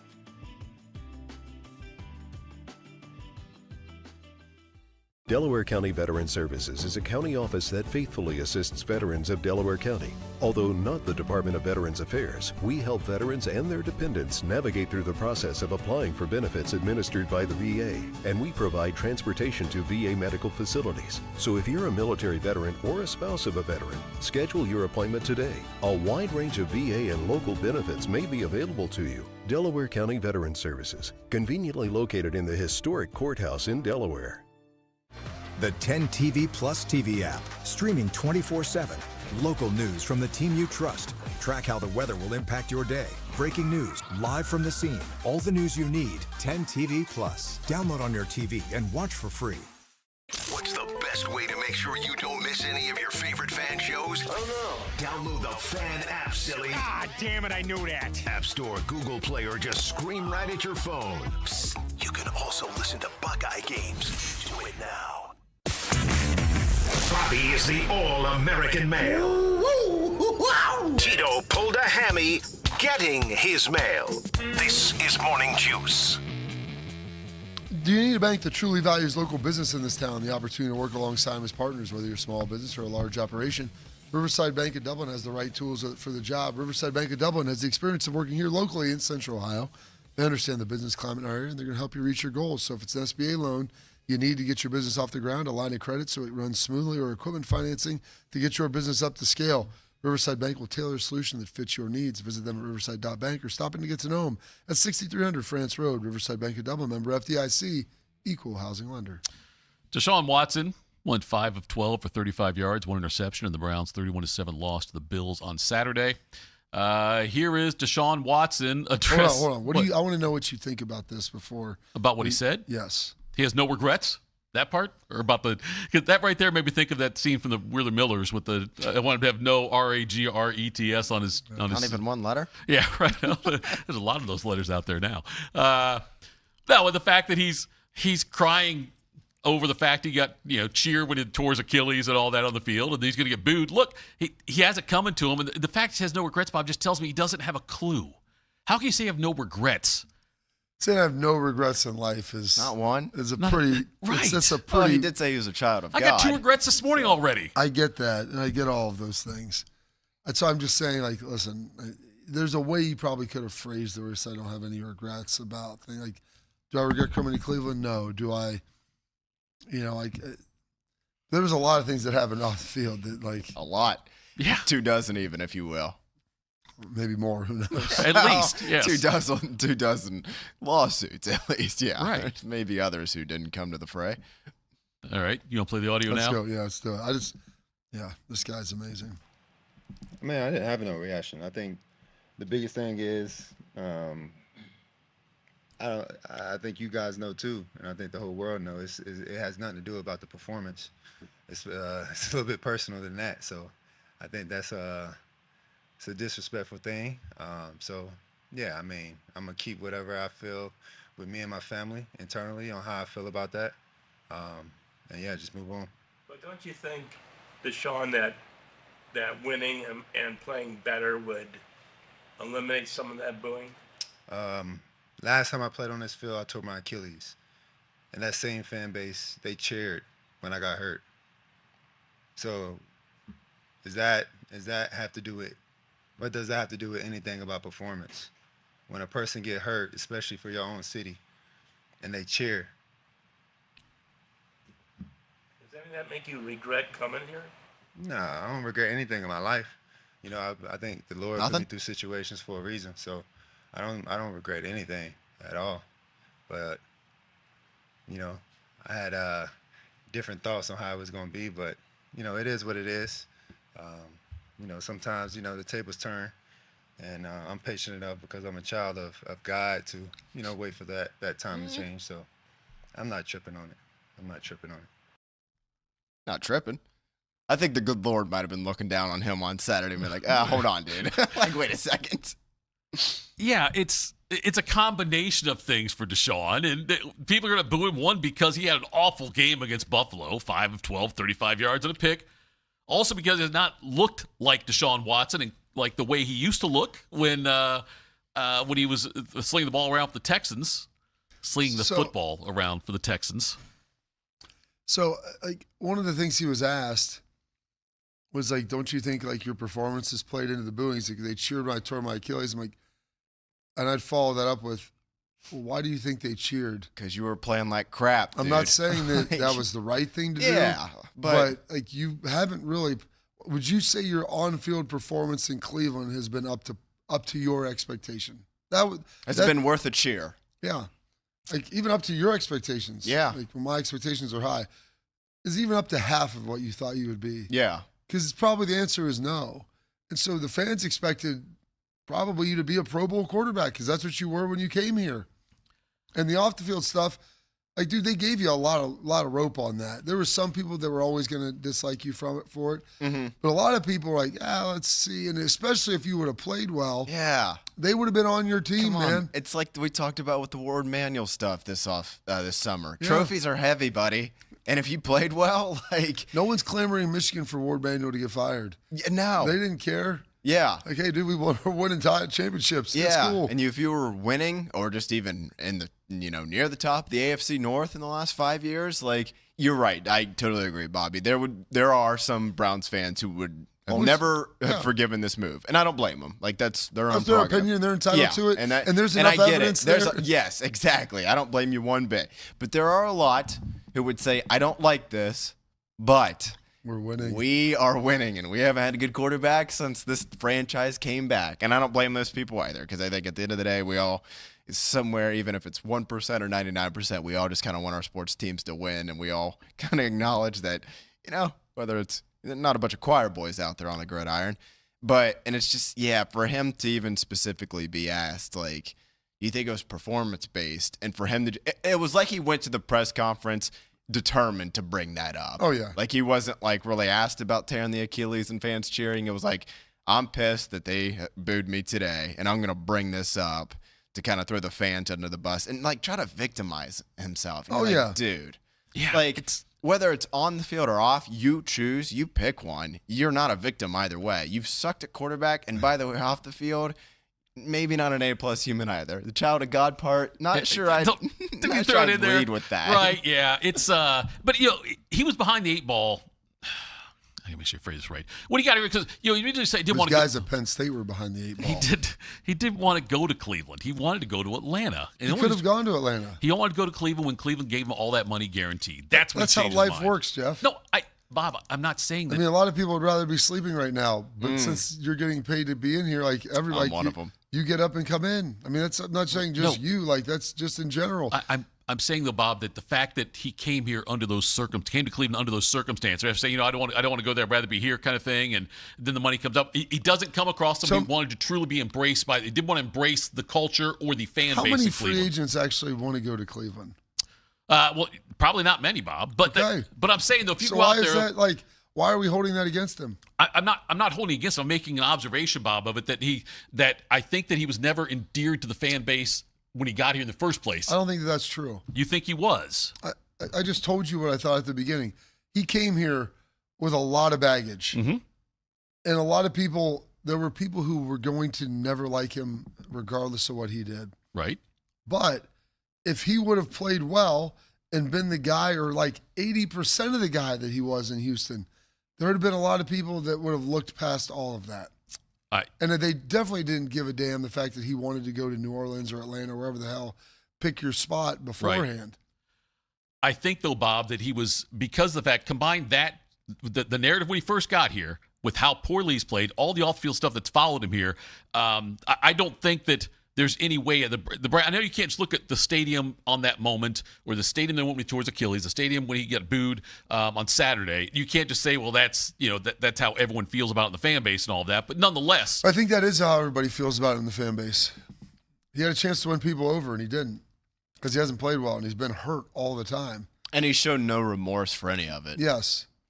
So they're going to name the starting quarterback allegedly today. I don't know if that's alleged. I think the head coach said it. Fonte wants to. Okay. Well, I mean, they could always they're planning to announce it today. Okay, they're planning to announce it. Let's put it that way. Would either of you be surprised if Sanders is a starting quarterback? I don't know. I watched that sideline interview with him. Did you see any of that? I did, yes. I mean, I feel like I'm taking crazy pills here. Like, I'm watching a game where, like, you didn't really play all that well, and we're talking about how he moved the ball, he did some of this. I'm like, were you watching the same game that I... He's almost seemed to lean so hard into, like, I'm just going to be this happy, smiling guy, which I don't, it could be worse, like, better than being a jerk, It's almost kind of like Jameis Jameson Winston, or Jameson. My kids called him that last night. Jameson Winston? They kept saying that, like, Jameson. That's Jameson. I'm like, no, it's just Jameis. Jameis. It's almost like Jameis Winston, but, like, there's a certain authenticity about Jameis Winston, Yes. whereas I don't feel like Shador's being fake, but I'm like, look, you can't be serious with this, can you? Like, or is this real? I don't know. Yeah, I'll admit I've kind of done a 180 on it, and maybe it's a knee-jerk reaction. I'm fully acknowledging that. I had said, as we've talked about this over the last month and change, that if Deshaun Watson was 5% better in Todd Monken's mind, you have to start him. Yeah. You have to give your locker room, your offense, those young guys the best chance to win, and those young receivers the best chance to succeed. After Saturday in that press conference, I don't know, man. Like I said, maybe it's a knee-jerk reaction, but if it is 5% or less, which I have to imagine it is, otherwise they would have just named a starter by now. They wouldn't be going through this. I think I'd probably start Sanders. That yesterday broke ties for me. Like, as far as like if they're exactly even, they're close to even. Yeah, and it's I think you know that's what? fair. Like I said, it seems knee-jerk reaction to say that, but well, like, do we want to get booed every time we run on the field? I mean, Deshaun Watson. I have the clip if you guys want to play this one too, sure. talking about 17 road games this season. Again, poor Deshaun Watson, the victim in this whole scenario. I don't know. I mean, the only time I feel that energy is when I'm in the stadium or it's on social media. Like I mentioned before, when I'm in public, no one's mentioned anything. So I think that's the only time those people that's holding it in is trying to, disrupt the energy. You know what I'm saying? Because this is a social media, players can't respond back. And in the stadium, players can't respond back. So I get it. I understand it, so it is what it is. We'll take two more. Quarterback job is tough enough. Can you defeat that negativity? I don't know. It's a mental battle every day. I feel like I get more love on road games than I do home games. So if it is my spot and he does make me the name, maybe it's 17 away games then. I don't know. What about the fact that you guys do have your first 2 are on the road? Your first 6 of 9 are on the road. If you win the job, might that work in your favor? Again, I'm not sure. I don't know. I thought being away for 2 years and working myself back from 2 Achilles injuries and putting the time in and, being around the facility, being around the city, doing charity work in the city, supporting the Cleveland Browns, hanging out with fans whenever I do see them, being honest, being the type of person I know I am and the character would help, and I guess it haven't. So that's why I say it's personal. So, it is what it is. People have their own opinions. I can't there's only so much you can do to change that. So at the end of the day, I just have to continue to just work on it and strive to be better mentally moving forward. So 2 things on that. People have their own opinions. There's nothing you do to change that. In certain situations, I think that's true. Yeah. The follow-ups, like these reporters, I'll tell the whole Browns beat, you guys stink. you're on social media. The people are in the stadium. It's the only time I feel that energy. They're on social media. You just can't respond to that.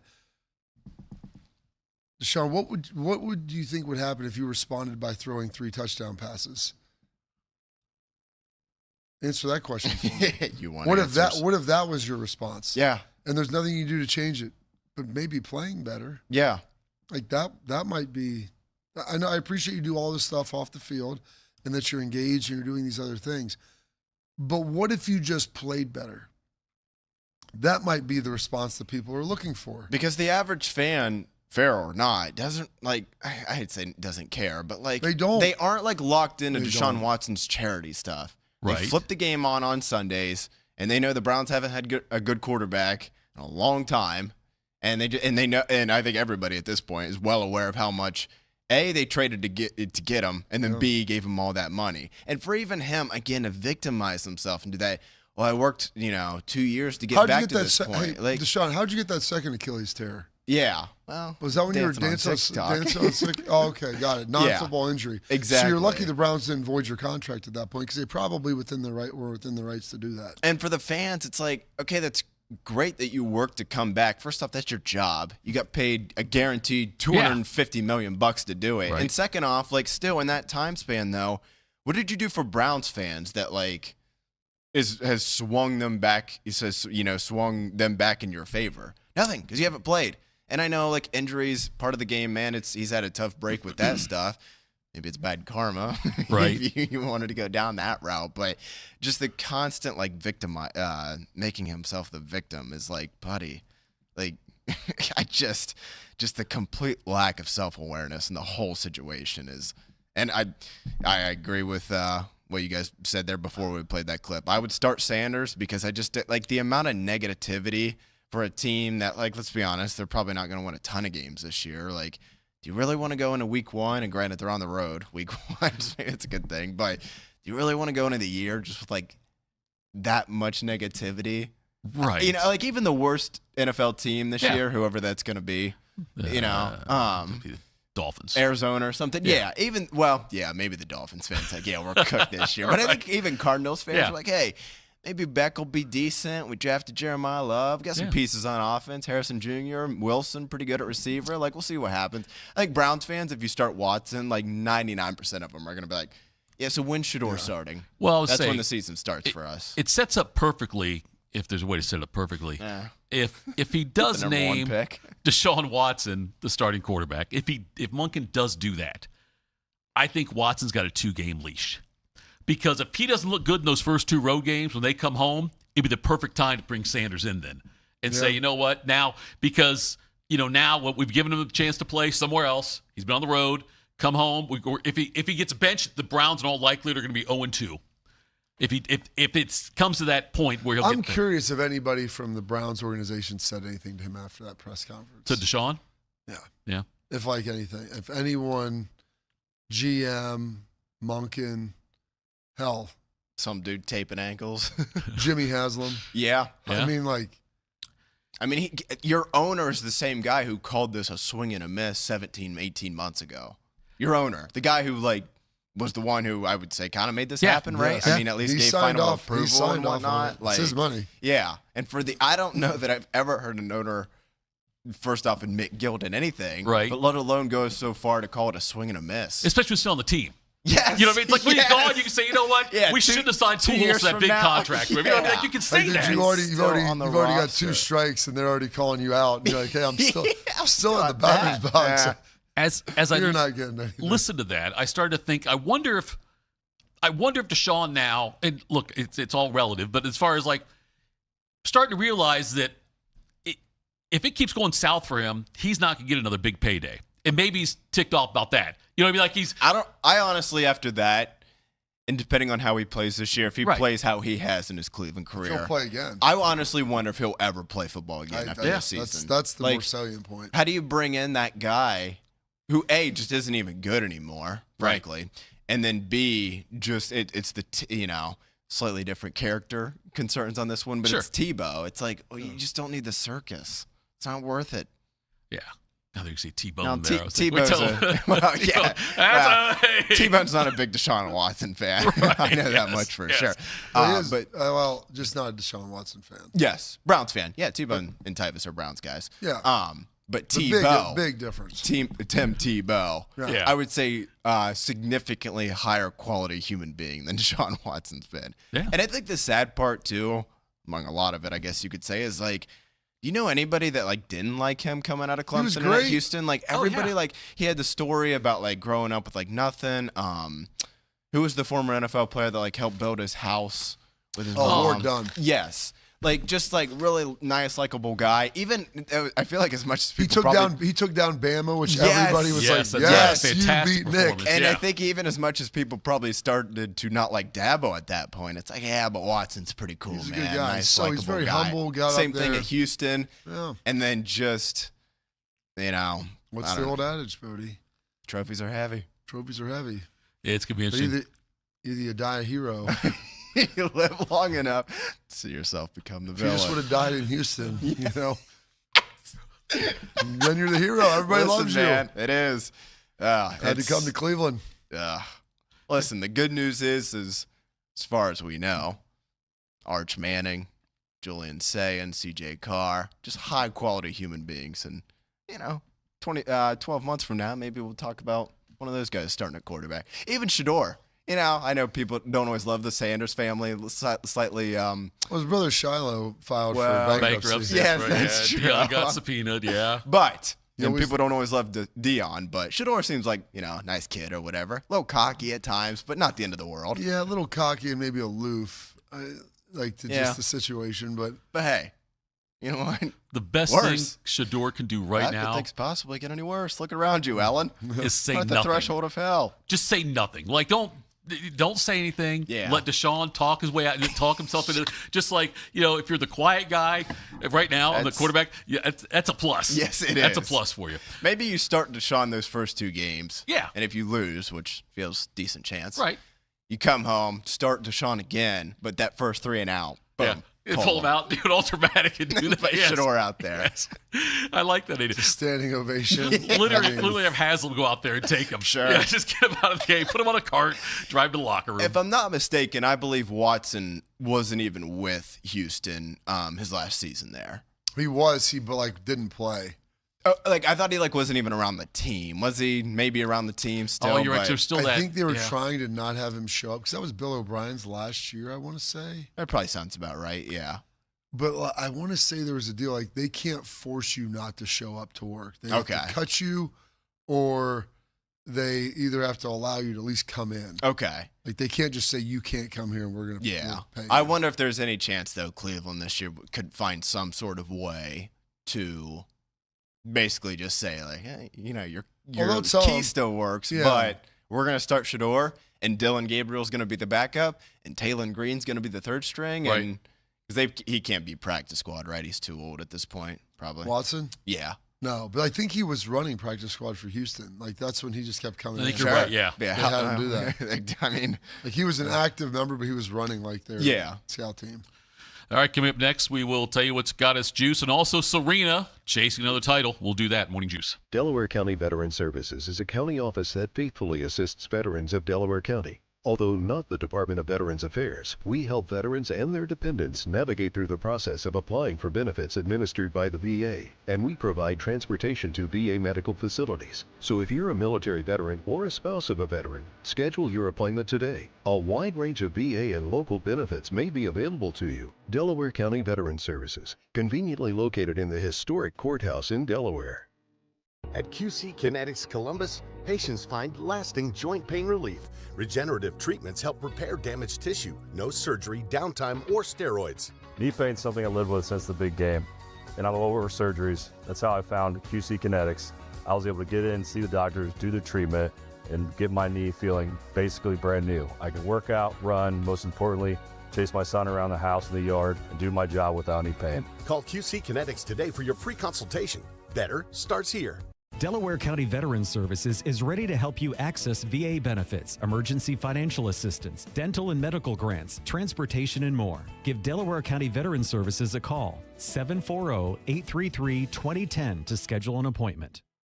Since 1969, Germain Toyota of Columbus has been delivering an exceptional experience to Central Ohio drivers. Whether it's versatile SUVs, stylish trucks, or efficient hybrids, Germain Toyota has a great selection of new and pre-owned vehicles at customer-friendly rates, backed by 2 years of maintenance with Toyota Care and same-day service from our trusted team of technicians. Experience the difference with every drive at Germain Toyota of Columbus.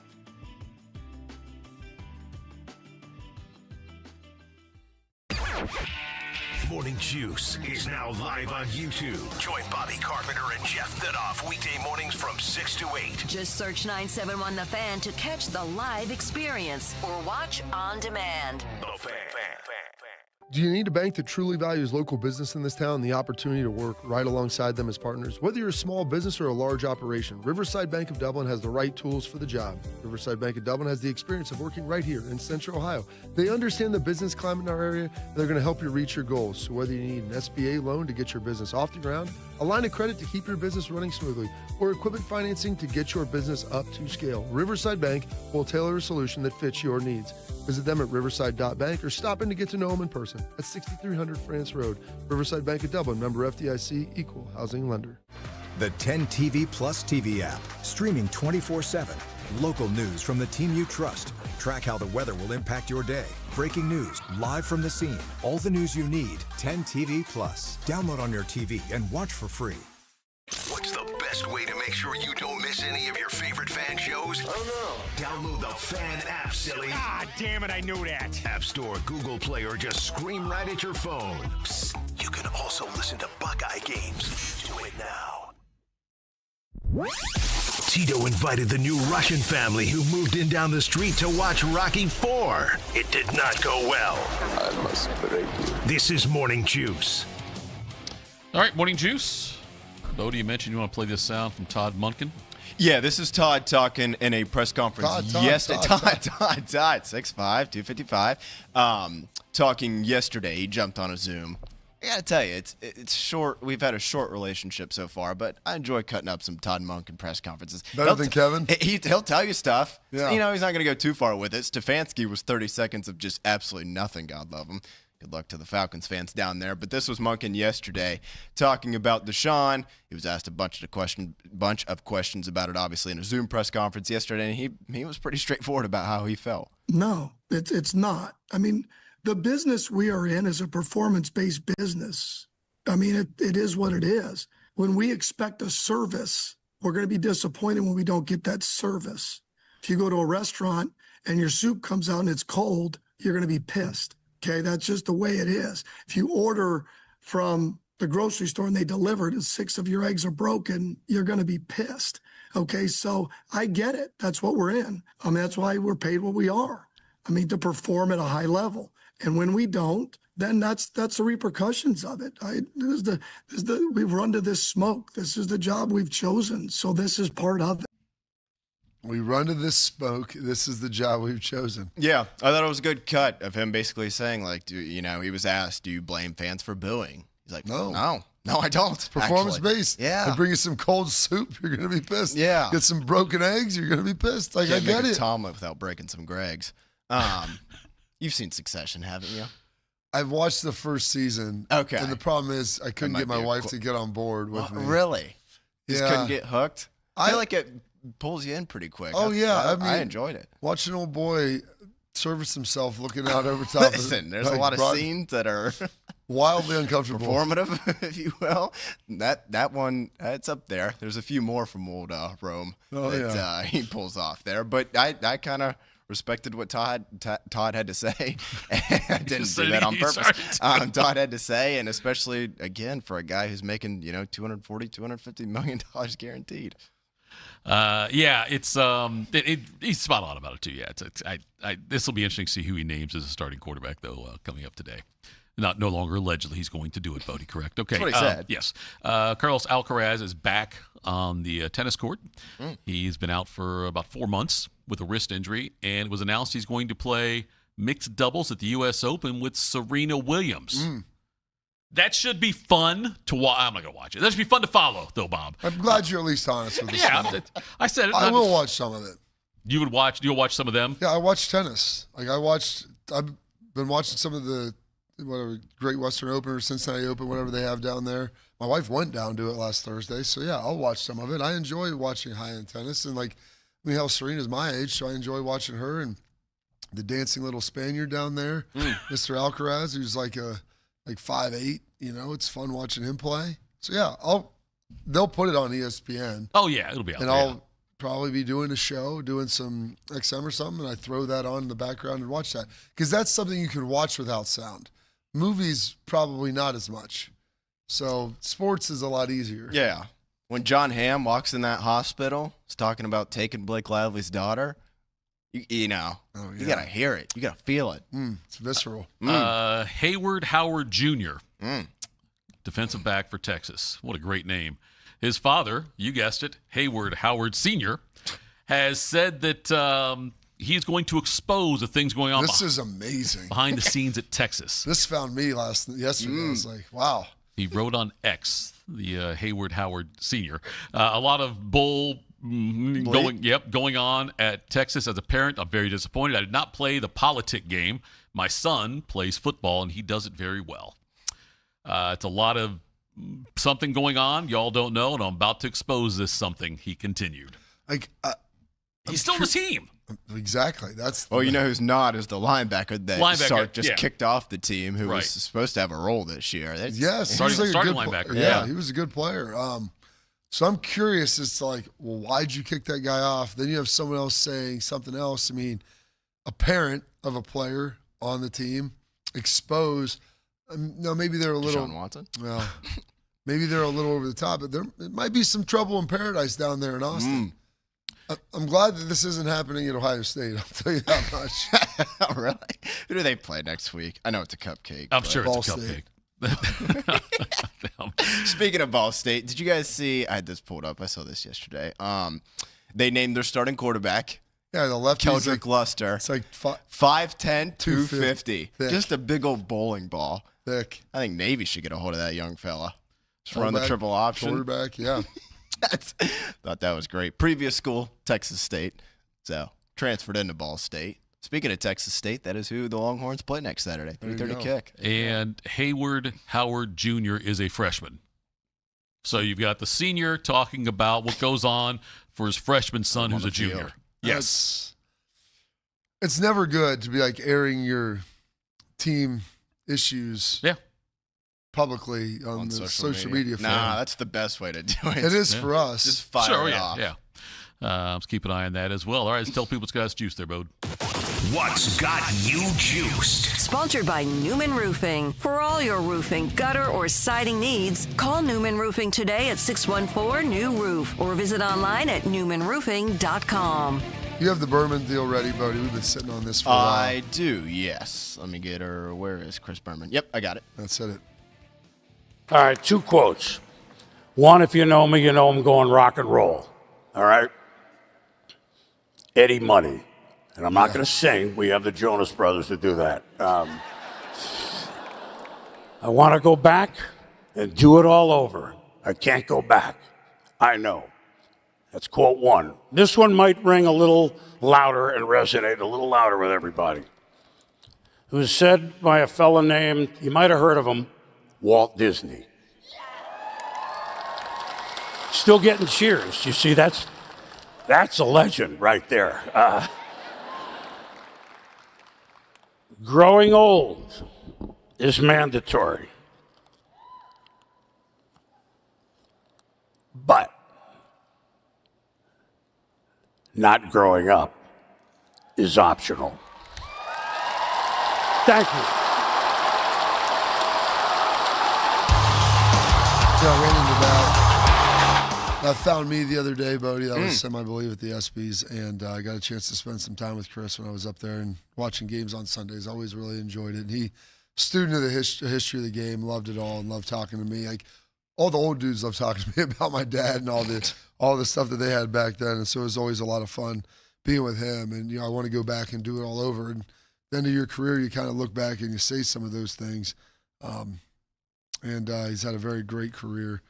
But nice weekend here. Had a lot of sports. Had some varsity football Friday night, some JV Saturday.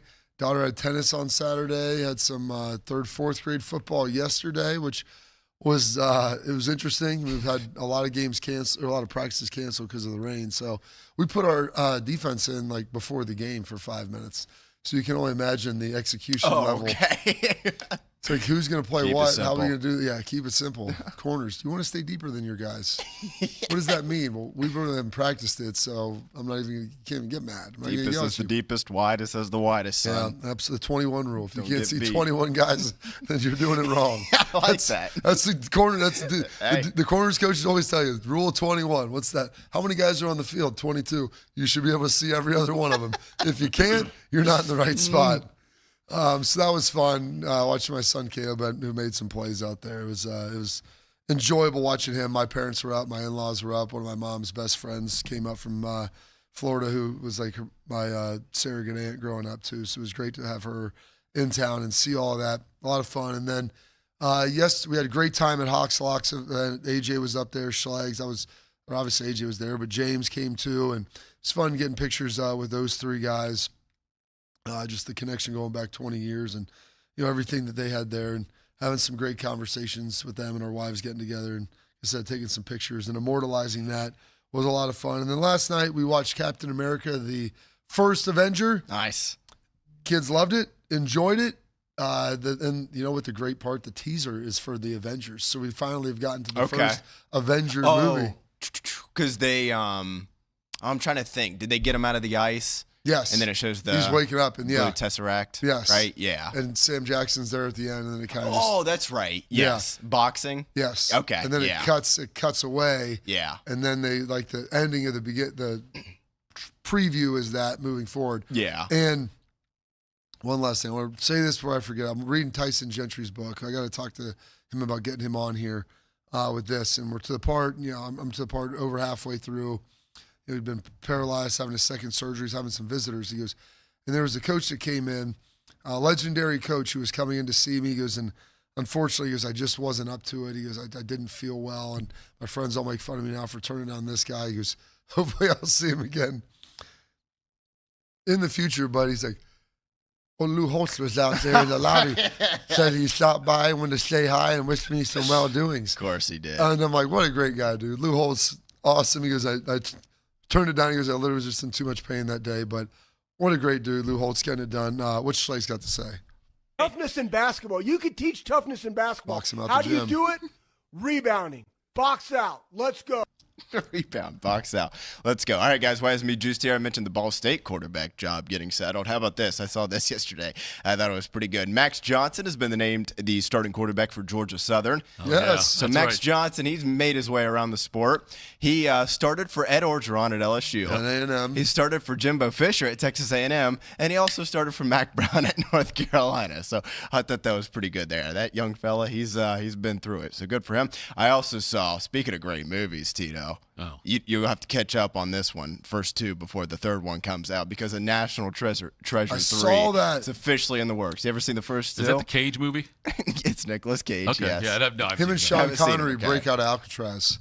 That's a good one there. I like that one, And Bob. then they go to D.C. They go and there. they steal the Declaration of Independence because there's a treasure map. I've seen on the Night back. at the Museum. Now, let me tell He you. rides in on the motorcycle and his skull's on fire. I would exactly. And I would tell you the first 2, as far as realism goes, probably not a scale, on a scale 1 to 10. I wouldn't call it a 10. Those movies are awesome. And you know what? Maybe it is real. I've never seen the back of the Declaration of Independence. So that all has me juiced on this Monday, Tito. Game week, sort of. Game week. Why is you juice, sir? You guys left me no freaking time. Good weekend. Sorry. That's okay. Good week with the kids. Already played soccer and basketball. Had a lot of fun, and I love getting out there and watching soccer season back up and running. And It's soccer, Greg. well, yeah. So anyway, people never forget. Anyway, that's it for us, folks. We're back tomorrow. Morning Juice.